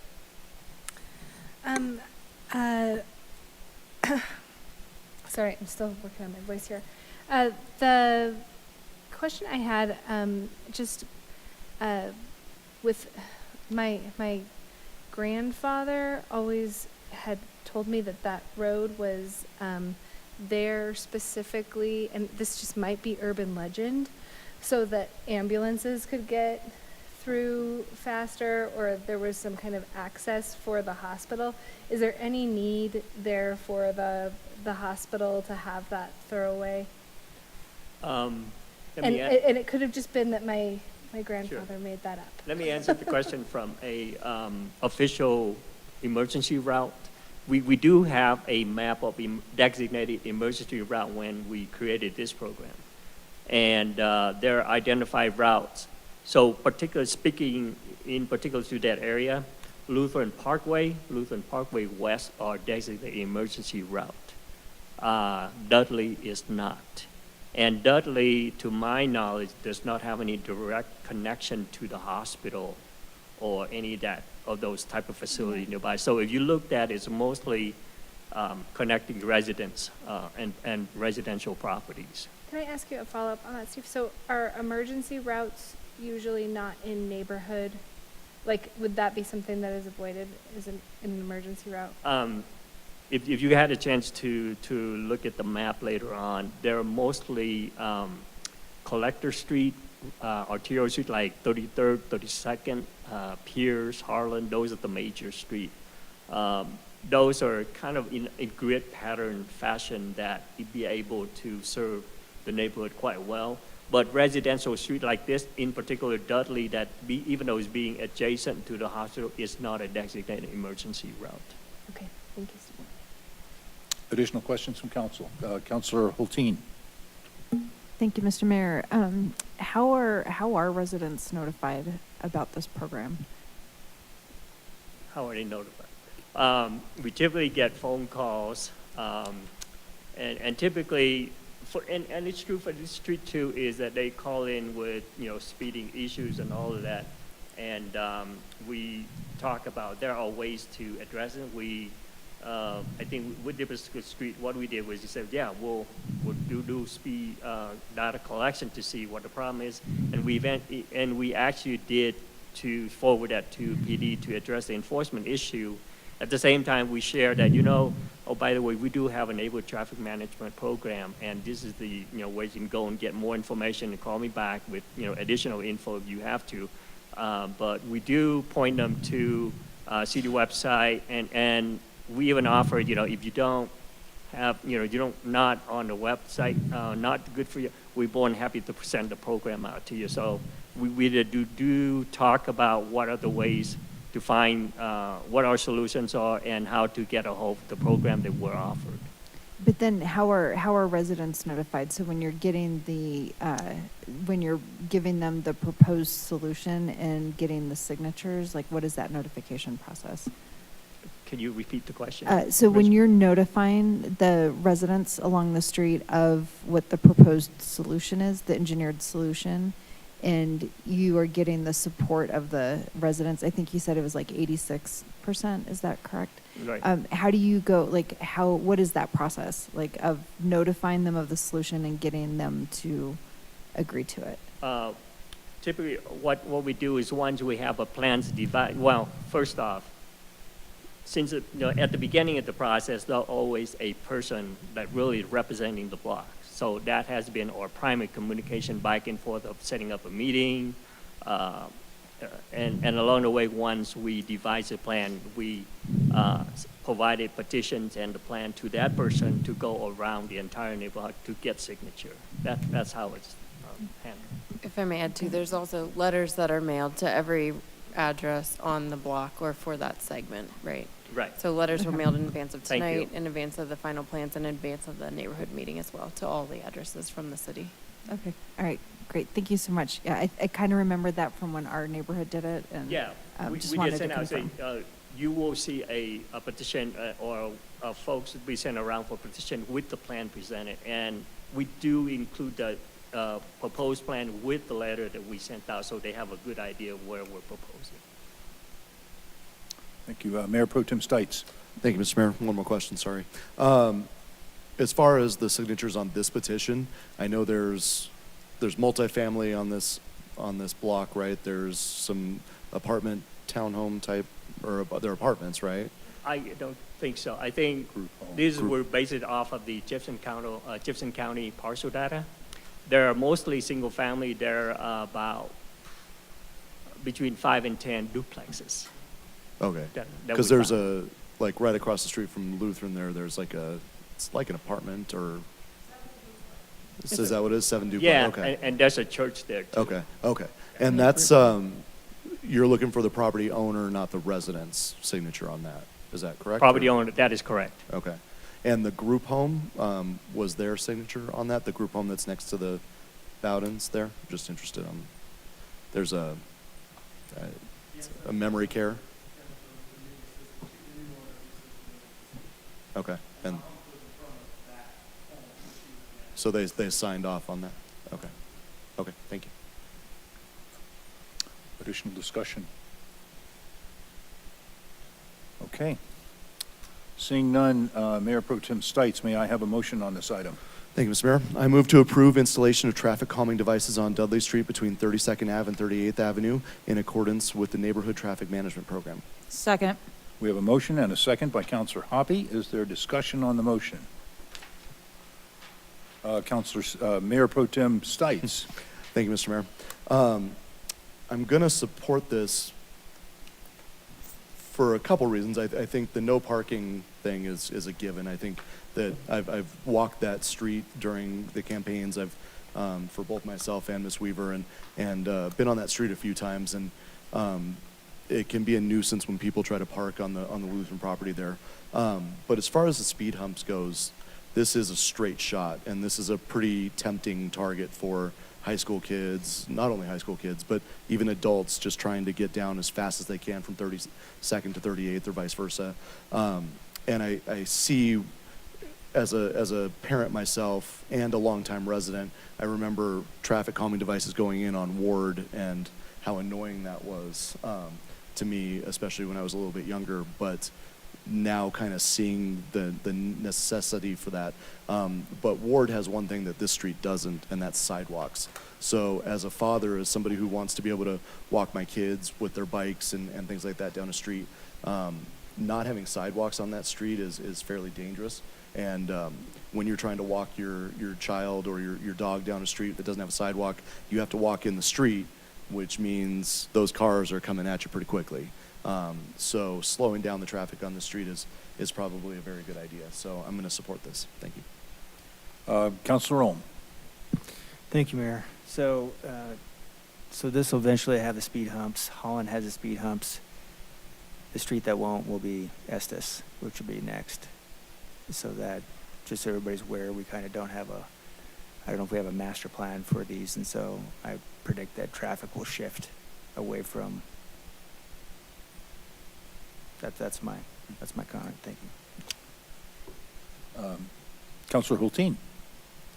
Thank you. To Councilor Ohm's point, just a reminder, we will be discussing an update to the neighborhood traffic management program.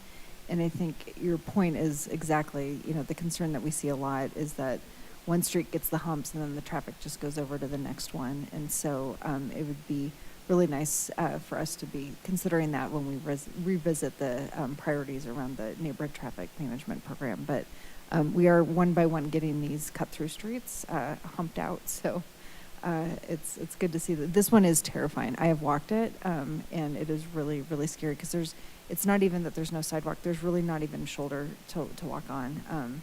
So it's exciting to see that there's some management. When I saw that almost 60 miles per hour had been recorded there, I mean, worrying about cars bottoming out on humps is nothing like worrying about a car going 60 miles per hour slamming into your front living room. So it's a dangerous street. So I'm glad to see that this is a good investment we're making as a city.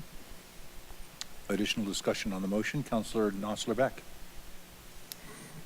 Thanks. I will be supporting this tonight, and I live on a cut-through street where we have speed humps as traffic calming, as an effort towards traffic calming. And so I'm really hopeful that this helps for everyone who lives on the street. I know, I think Councilor Stites mentioned this, but this is for the new drivers that we have with the high school, but also I've caught myself just on that road before, and I've been like, oh my God, I'm going way too fast. This is so dangerous. One thing that I learned in some work that I did with Councilor Hulteen on 38th was it's also just important that it's not just the speed humps. It's that we're also still making sure that drivers understand that there are people on these streets as well. And so, making sure it's kind of, I've found on my street that it's helpful to make sure there's swings in the front of our house and that, put up extra signage that says, cat crossing and all of that just as a reminder, because the speed humps help, but people need to be reminded that there's human and people and living things around. So thank you. Thank you. Additional discussion on the motion? Seeing not, will the clerk please poll the council?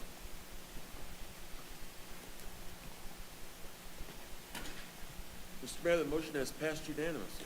Thank you very much. We will move to our next agenda item. That is agenda item number 5. Councilor Dozeman, would you please introduce this item? Yes, thank you, Mr. Mayor. Resolution number 46, 2022, a resolution approving an agreement with Mile High Flood District regarding funding of major drainage way planning for Clear Creek at Kipling to Wadsworth update. At issue, the master drainage way plan for Clear Creek within Wheat Ridge needs to be updated to reflect the revised flood maps that have recently been adopted by the state of Colorado. An agreement with the Mile High Flood District needs to be executed to outline the responsibilities and funding obligations to complete the update. Thank you. This will be a resolution of the council, not quasi-judicial. Ms. Scheck, do we have a staff presentation? We do, and first I'll turn it to Lauren Mikulak. Thank you. Thank you. The introduction probably covers most of the high points, but we have tonight with us Mark Westberg, if you wanted to add anything or just to answer questions. I'm just here to answer any questions. This is pretty standard stuff. Okay. Thank you very much. Before we get to any standard questions from the council, I will see if there's any members of the public that wish to speak on this agenda item number 5. I have no one signed up to speak, but if you haven't signed up and would like to speak, you may do so now. And if you are joining us on the line, if you'd raise your hand, we're happy to bring you into the meeting if you want to talk on this item. And I'll ask our clerk if anyone has raised their hand. And I don't see anybody coming forward to ask any questions, so I'll go close our public's right to speak and go to questions from council. I don't see any, so Councilor Dozeman, may I have a motion on this item? I move to approve resolution number 46, 2022, a resolution approving an agreement with Mile High Flood District regarding funding of major drainage replanning for Clear Creek at Kipling to Wadsworth update. Second. We have a motion and a second by Mayor Pro Tem Stites. Is there any discussion on the motion? Seeing none, will the clerk please poll the council? The motion passes unanimously, Mr. Mayor. Thank you very much, and thank you, Mr. Westberg, for joining us. Sorry we couldn't have put you through more of an exercise. All right, we'll go to agenda item number 6. Councilor Hoppe, would you please introduce this item? You do? I wonder why. Councilor Nosler-Beck, would you please introduce this item? I'm ready. Okay. Resolution number 45-2022, a resolution amending the fiscal year 2022 general fund budget to reflect the approval of a supplemental budget appropriation in the amount of $31,273 for the purpose of approving an intergovernmental agreement concerning crisis and withdrawal management services, DETOX, by and between Jefferson Center for Mental Health, Jefferson County, and the cities of Arvada, Edgewater, Golden, Lakewood, Wheat Ridge, and Westminster. At issue, the city of Wheat Ridge entered into a memorandum of understanding, an MOU, with Jefferson Center for Mental Health, Jefferson Center, and other parties on January 1st, 2018 for the provision of withdrawal management services, DETOX. The MOU established the funding obligations of the local government members that are parties to the MOU and the powers and obligations of Jefferson Center. This resolution will rescind the current MOU and approve an intergovernmental agreement, IGA, to continue these withdrawal management services and add crisis services as an obligation of Jefferson Center. Thank you. This will be a resolution of the council. Ms. Scheck, do we have a staff presentation on this item? No presentation, but I'll just add a couple of notes. I think the city manager did an excellent job with the background on this, and then Mr. Dahl has also been involved in this. So thank you for reading the issue statement there, Councilor Beck. Just to reiterate, this is a regional effort, and I think the legal teams, Mr. Dahl, right, of these neighboring cities have been working on this for quite some time now, which is great, and it's finally here. So again, this adds a really important area of focus, and that's crisis services to an already important area of focus, the withdrawal management. The past, just a couple of notes on the fiscal side of this. The past few years, Jefferson Center hasn't invoiced us, the city, for its portion because they were able to recoup their costs through billing for the withdrawal management services. And so it's my understanding that the various city managers approached Jefferson Center about sort of what other services they could add. So we didn't actually budget the money in 2022 because, again, routinely, as you know, we don't, frankly, pad our budget. We come to you if we have other expenses that we need that weren't anticipated. And so this is one of them. We didn't budget it this year because Jefferson Center hasn't been coming to us. However, we did receive about $26,000 earlier this year from the opioid settlement that will be used to offset this cost, and it is budgeted moving forward. So again, you know, this is an important area of focus. It's very important to our police department, includes de-escalation support, getting individuals that are in crisis to the right kind of care. Our neighbors, our neighboring cities, are also considering this IGA, and we expect them all to be approving that in the coming weeks if they haven't already. Mr. Dahl, do you have anything to add? The only thing I would add is this is, of course, very important to the police department because they'll encounter individuals that are intoxicated or in crisis. And if they don't have a service like this, and that's true across the metro area, their choices are jail, hospital. And neither one of those choices is often the right fit for someone that's in crisis or is intoxicated, and just is not the right way to manage these people. And people end up at the hospital that really need to be more properly handled in this kind of setting. And that's why I think it's an important function for the city to continue to support. And of course, the city has a long-standing relationship or history of the Arapahoe House being located here in Wheat Ridge, and it's convenient for our police department, of course, and the cost now is based on population, and in my perception, it's fair. Thank you. Before we go to questions from council, I'd like to open this up to the public to speak on this item. I have no one signed up, but if you're here in City Hall, you may do so now by coming to the podium. If you are joining us online, if you'd like to speak, please raise your hand and we will bring you into the meeting. And I'll ask the clerk if anyone has raised their hand, and I don't see anybody coming forward, so we will close our public's right to speak on this one and go to questions from council. I'm not familiar with Teller Place Hospital Alternative Facility. Is anyone conversant in that one? It's sort of on the last page of our handout on this item from Jefferson Center. And I'm not, Mayor. I'm sorry. I'm happy to do some research on that and get back to you. Okay. Well, I'm glad to see we've got a lot of different alternatives here, and I'll do some research on that myself. Anything else? Okay. Councilor Nosler-Beck, may I have a motion on this item?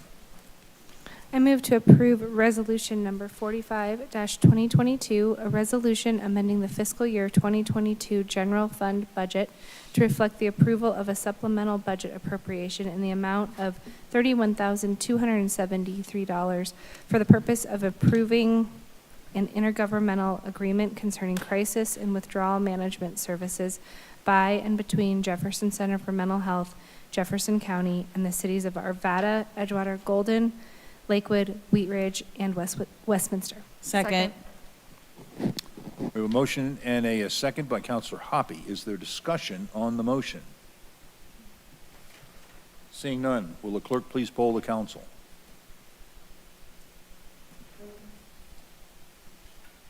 The motion passes unanimously, Mr. Mayor.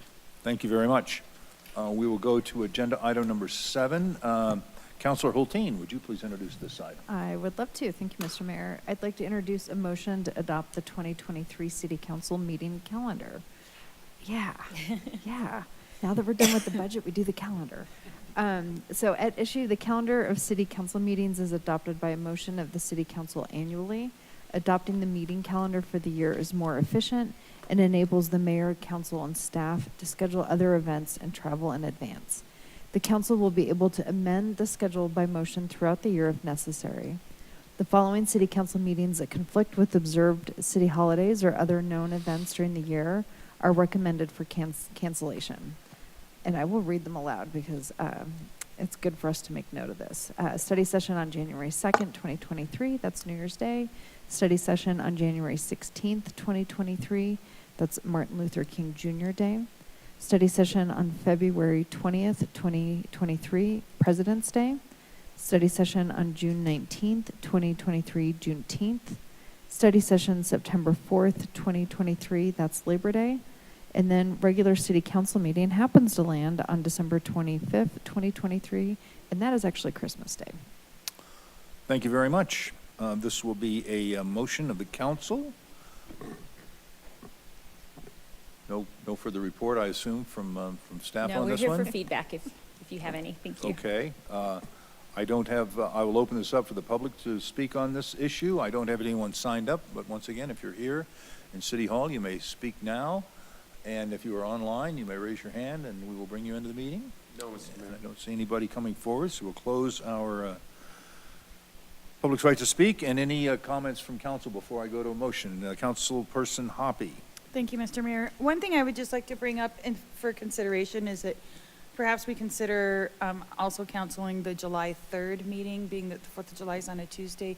Typically when people are traveling, they're gone when there's a weekend day, a work day, and then an off day. Typically, people are traveling, and so that would just be my suggestion on the calendar. And I'm happy to ask for a consensus for that, and then whoever makes the motion can add that. So I'd like to ask for a consensus to cancel the July 3rd meeting. Thank you. Okay, thank you for that. Any other discussion? Okay. Councilor Hulteen, may I have a motion on this item? I'm happy to. I move to adopt the 2023 City Council meeting calendar with the following amendments. Adding the date of July 3rd, 2023 as a canceled, that would be a study session because that is close to when we're celebrating 4th of July. Second. We have a motion and a second by Mayor Pro Tem Stites. Is there discussion on the motion? Seeing none, will the clerk please poll the council?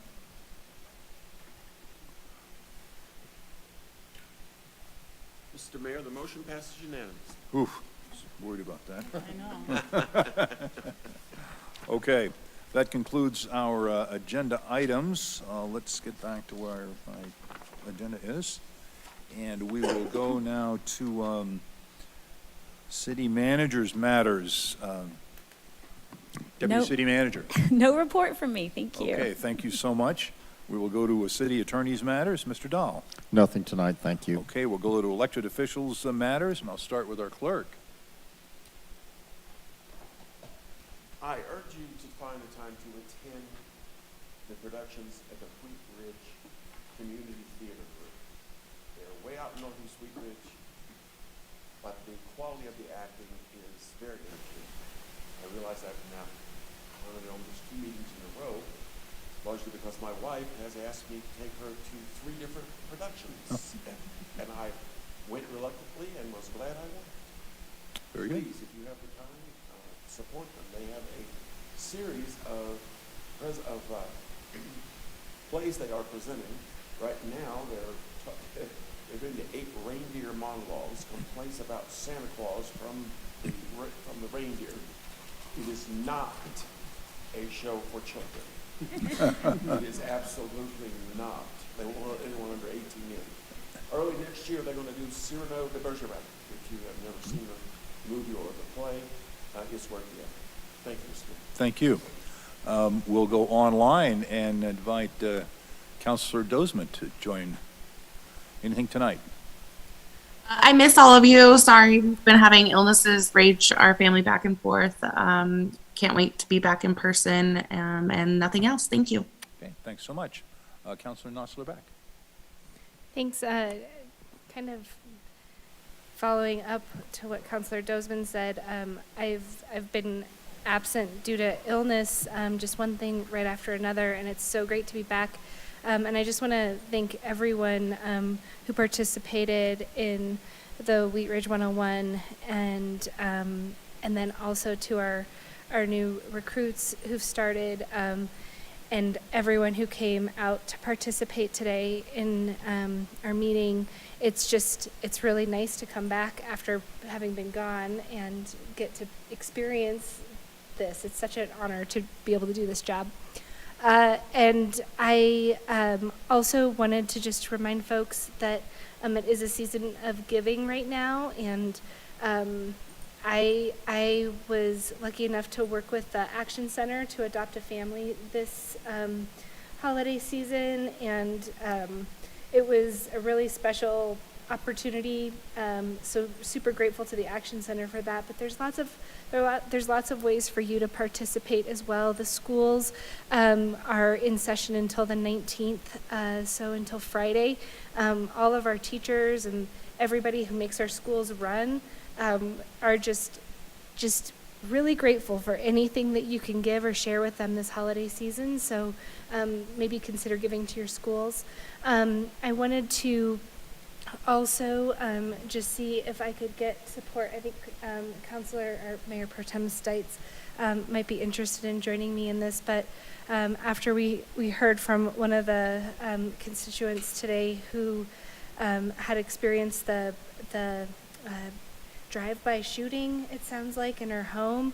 I would really appreciate the opportunity to have a study session where we discuss what some of those potential options. I didn't know that improving lighting could maybe be to kind of look at some solutions there. So it sounds like I've got Councilor Ohm and Councilor Stites. I know we have a lot of study session agenda items, but it would be great to get that going. We'll get it on the list, and I'll talk to Patrick about when we get Yeah, back. can I just confirm the subject? So appreciate a study session to discuss possible solutions for, So in the Drive-by I guess it would shootings be- is a- I would like to hear from the maybe from Chief Murtha on what some of those potential Mhm. solutions could be. around drive-by shootings? Around drive-by shootings Drive-by, okay. specifically. Thank you. And it sounded, and maybe also just to report out on how many of those are happening in the community.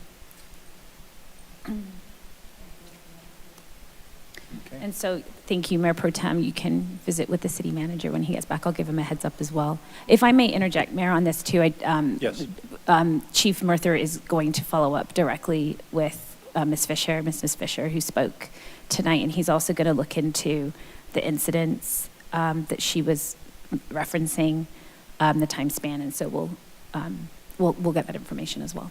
Thank you.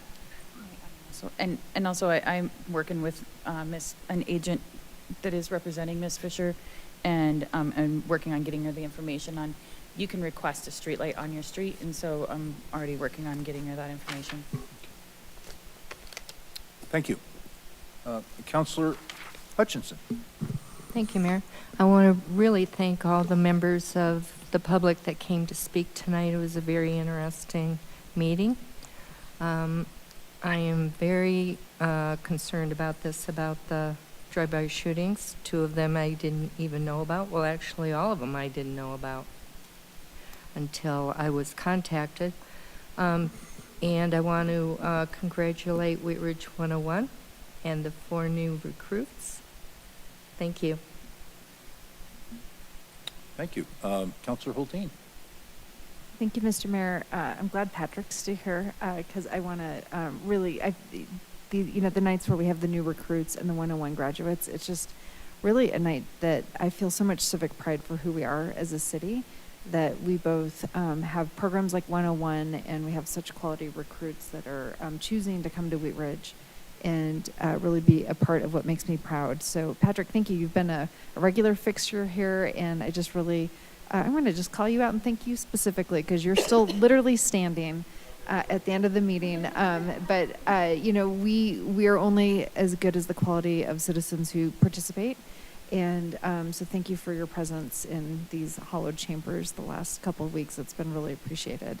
And then we did hear from a citizen at the beginning, Jerry, I'm looking at you, who brought up some concerns about like recent changes in gun laws. And I'm just wondering if that's something that has hit your radar and is something that you've been evaluating if we need to revisit any of our standing ordinances.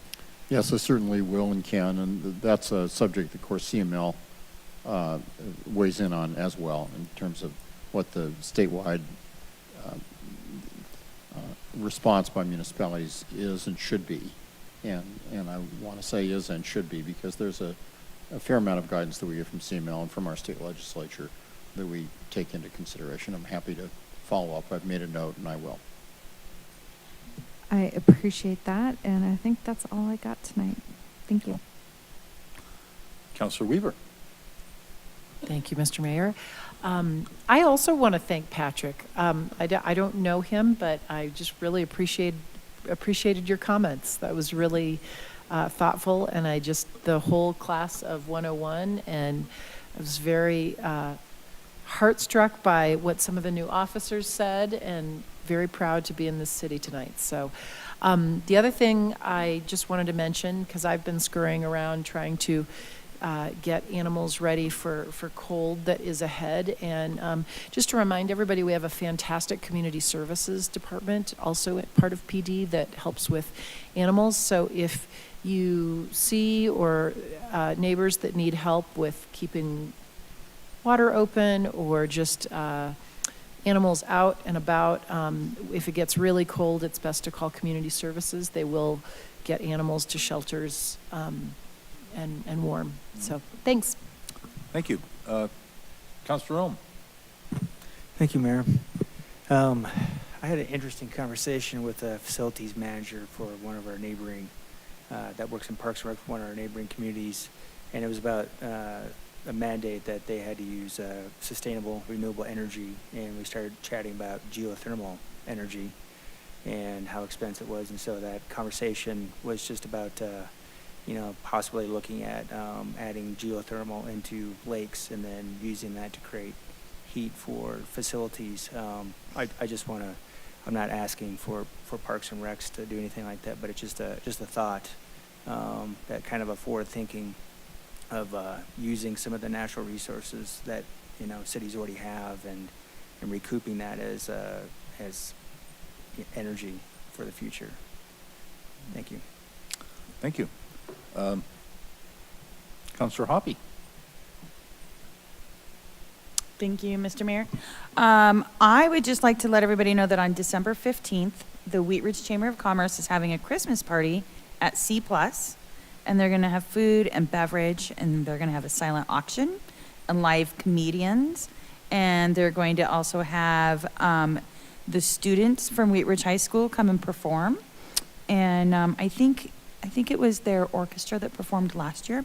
So they have asked me to invite everyone to come to their Christmas party, December 15th at 6:30 at C+. Oh, also they're going to be doing the Family Tree Holidays of Hope. So maybe go check out the Chamber of Commerce webpage and see what they're requesting there for Family Tree. But sounds like a lot of fun, fabulousness. Thank you. Mayor Pro Tem Stites. Thank you, Mr. Mayor. I think these nights where we get to meet the new police recruits are some of the coolest nights that we've had, I think. And so I'd like to thank them for choosing Wheat Ridge, but Chief Murtha too. He was kind of asking if that was a tradition before he got here, and I don't remember that being a tradition. And I think it's a really cool thing to get to meet them and for them to come in and get to meet us and to understand what this community is about. So that's phenomenal. I want to congratulate all the Wheat Ridge 101 graduates. Patrick in the back there. It's been awesome getting to know you and getting to know a lot of those Wheat Ridge 101 people. And Marianne, you've done a phenomenal job, you and everybody that's worked with them on that. It's been really neat to kind of see some of the developments as they've gone through on Facebook and some of the pictures and stuff. They look like they've had a lot of fun, learned a lot about the city. It's really neat to see.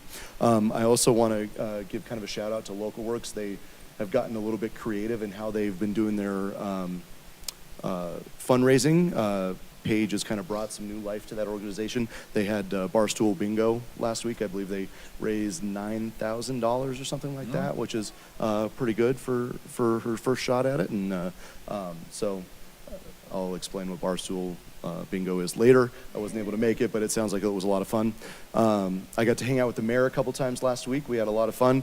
We attended a ribbon cutting at Fix for Less, which is a new cell phone repair shop on Wadsworth. I was able to pick up some Christmas gifts. They have a really cool wall of socks with a bunch of different cool designs. So for anybody's taste, they're pretty neat up there. So if you've got somebody who likes fun socks, and even if they don't, you should get them some anyway. So stop by them. And then I was able to attend coffee with the mayor on Saturday, and shout out to the mayor. He does a fantastic job with that. And there's I think every time I've been, there's a certain group of citizens that's always there, and then there's kind of a rotating group that comes in, and they've always got great questions. They bring up great topics, and it's always a lot of fun. And after that, I was able to head over to Wheat Ridge High School for the wreath making program that they had going on. It was really neat to watch the kids get to do that. I have no artistic ability, but my wife was awesome at helping the kids get those made, and that was a fundraiser for one of their programs with the school. So really appreciate what we have going on in the city, and thank you to everybody. Oh, by the way, while we're on the subject of small business, if you can find it, we got Christmas coming up. Find it and buy it in Wheat Ridge. Thank you. Thank you. I want to express my thanks to the residents that were able to join me and the Mayor Pro Tem Stites for Coffee with the Mayor. We had some really great discussion on on Saturday morning. I was happy to be able to go over to the Grange. Wheat Ridge Grange had a nice event, holiday event with a lot of vendors over there, and thank them for having that. I know the Wheat Ridge Historical Society had their second Saturday. They do second Saturday also at 10 o'clock, so they had some great things going over there. I want to thank and congratulate all of the graduates for the Wheat Ridge 101. This is how we build community and build leadership in our community. So I want to thank everyone for sticking with that, and really a great program there. Always a pleasure to have new police recruits coming in here, and I'll tell you, you know, I sit with other mayors in the county, and we talked about sort of staffing levels at various departments, and I think our department does way head and shoulders above the other peer cities that we have, and it's really gratifying to think that we're developing a culture in our town and our city that people want to be here, to go to work here, and to be part of the community that we're building here. So thank you so much for that. And we will be back here next week, a week from tonight, with a study session to talk about the 44th Avenue plan and Wadsworth Phase 2, I believe. I won't be able to join you, but I will be thinking about you all. So if there's no more business to come before our council, we will stand adjourned. Thank you.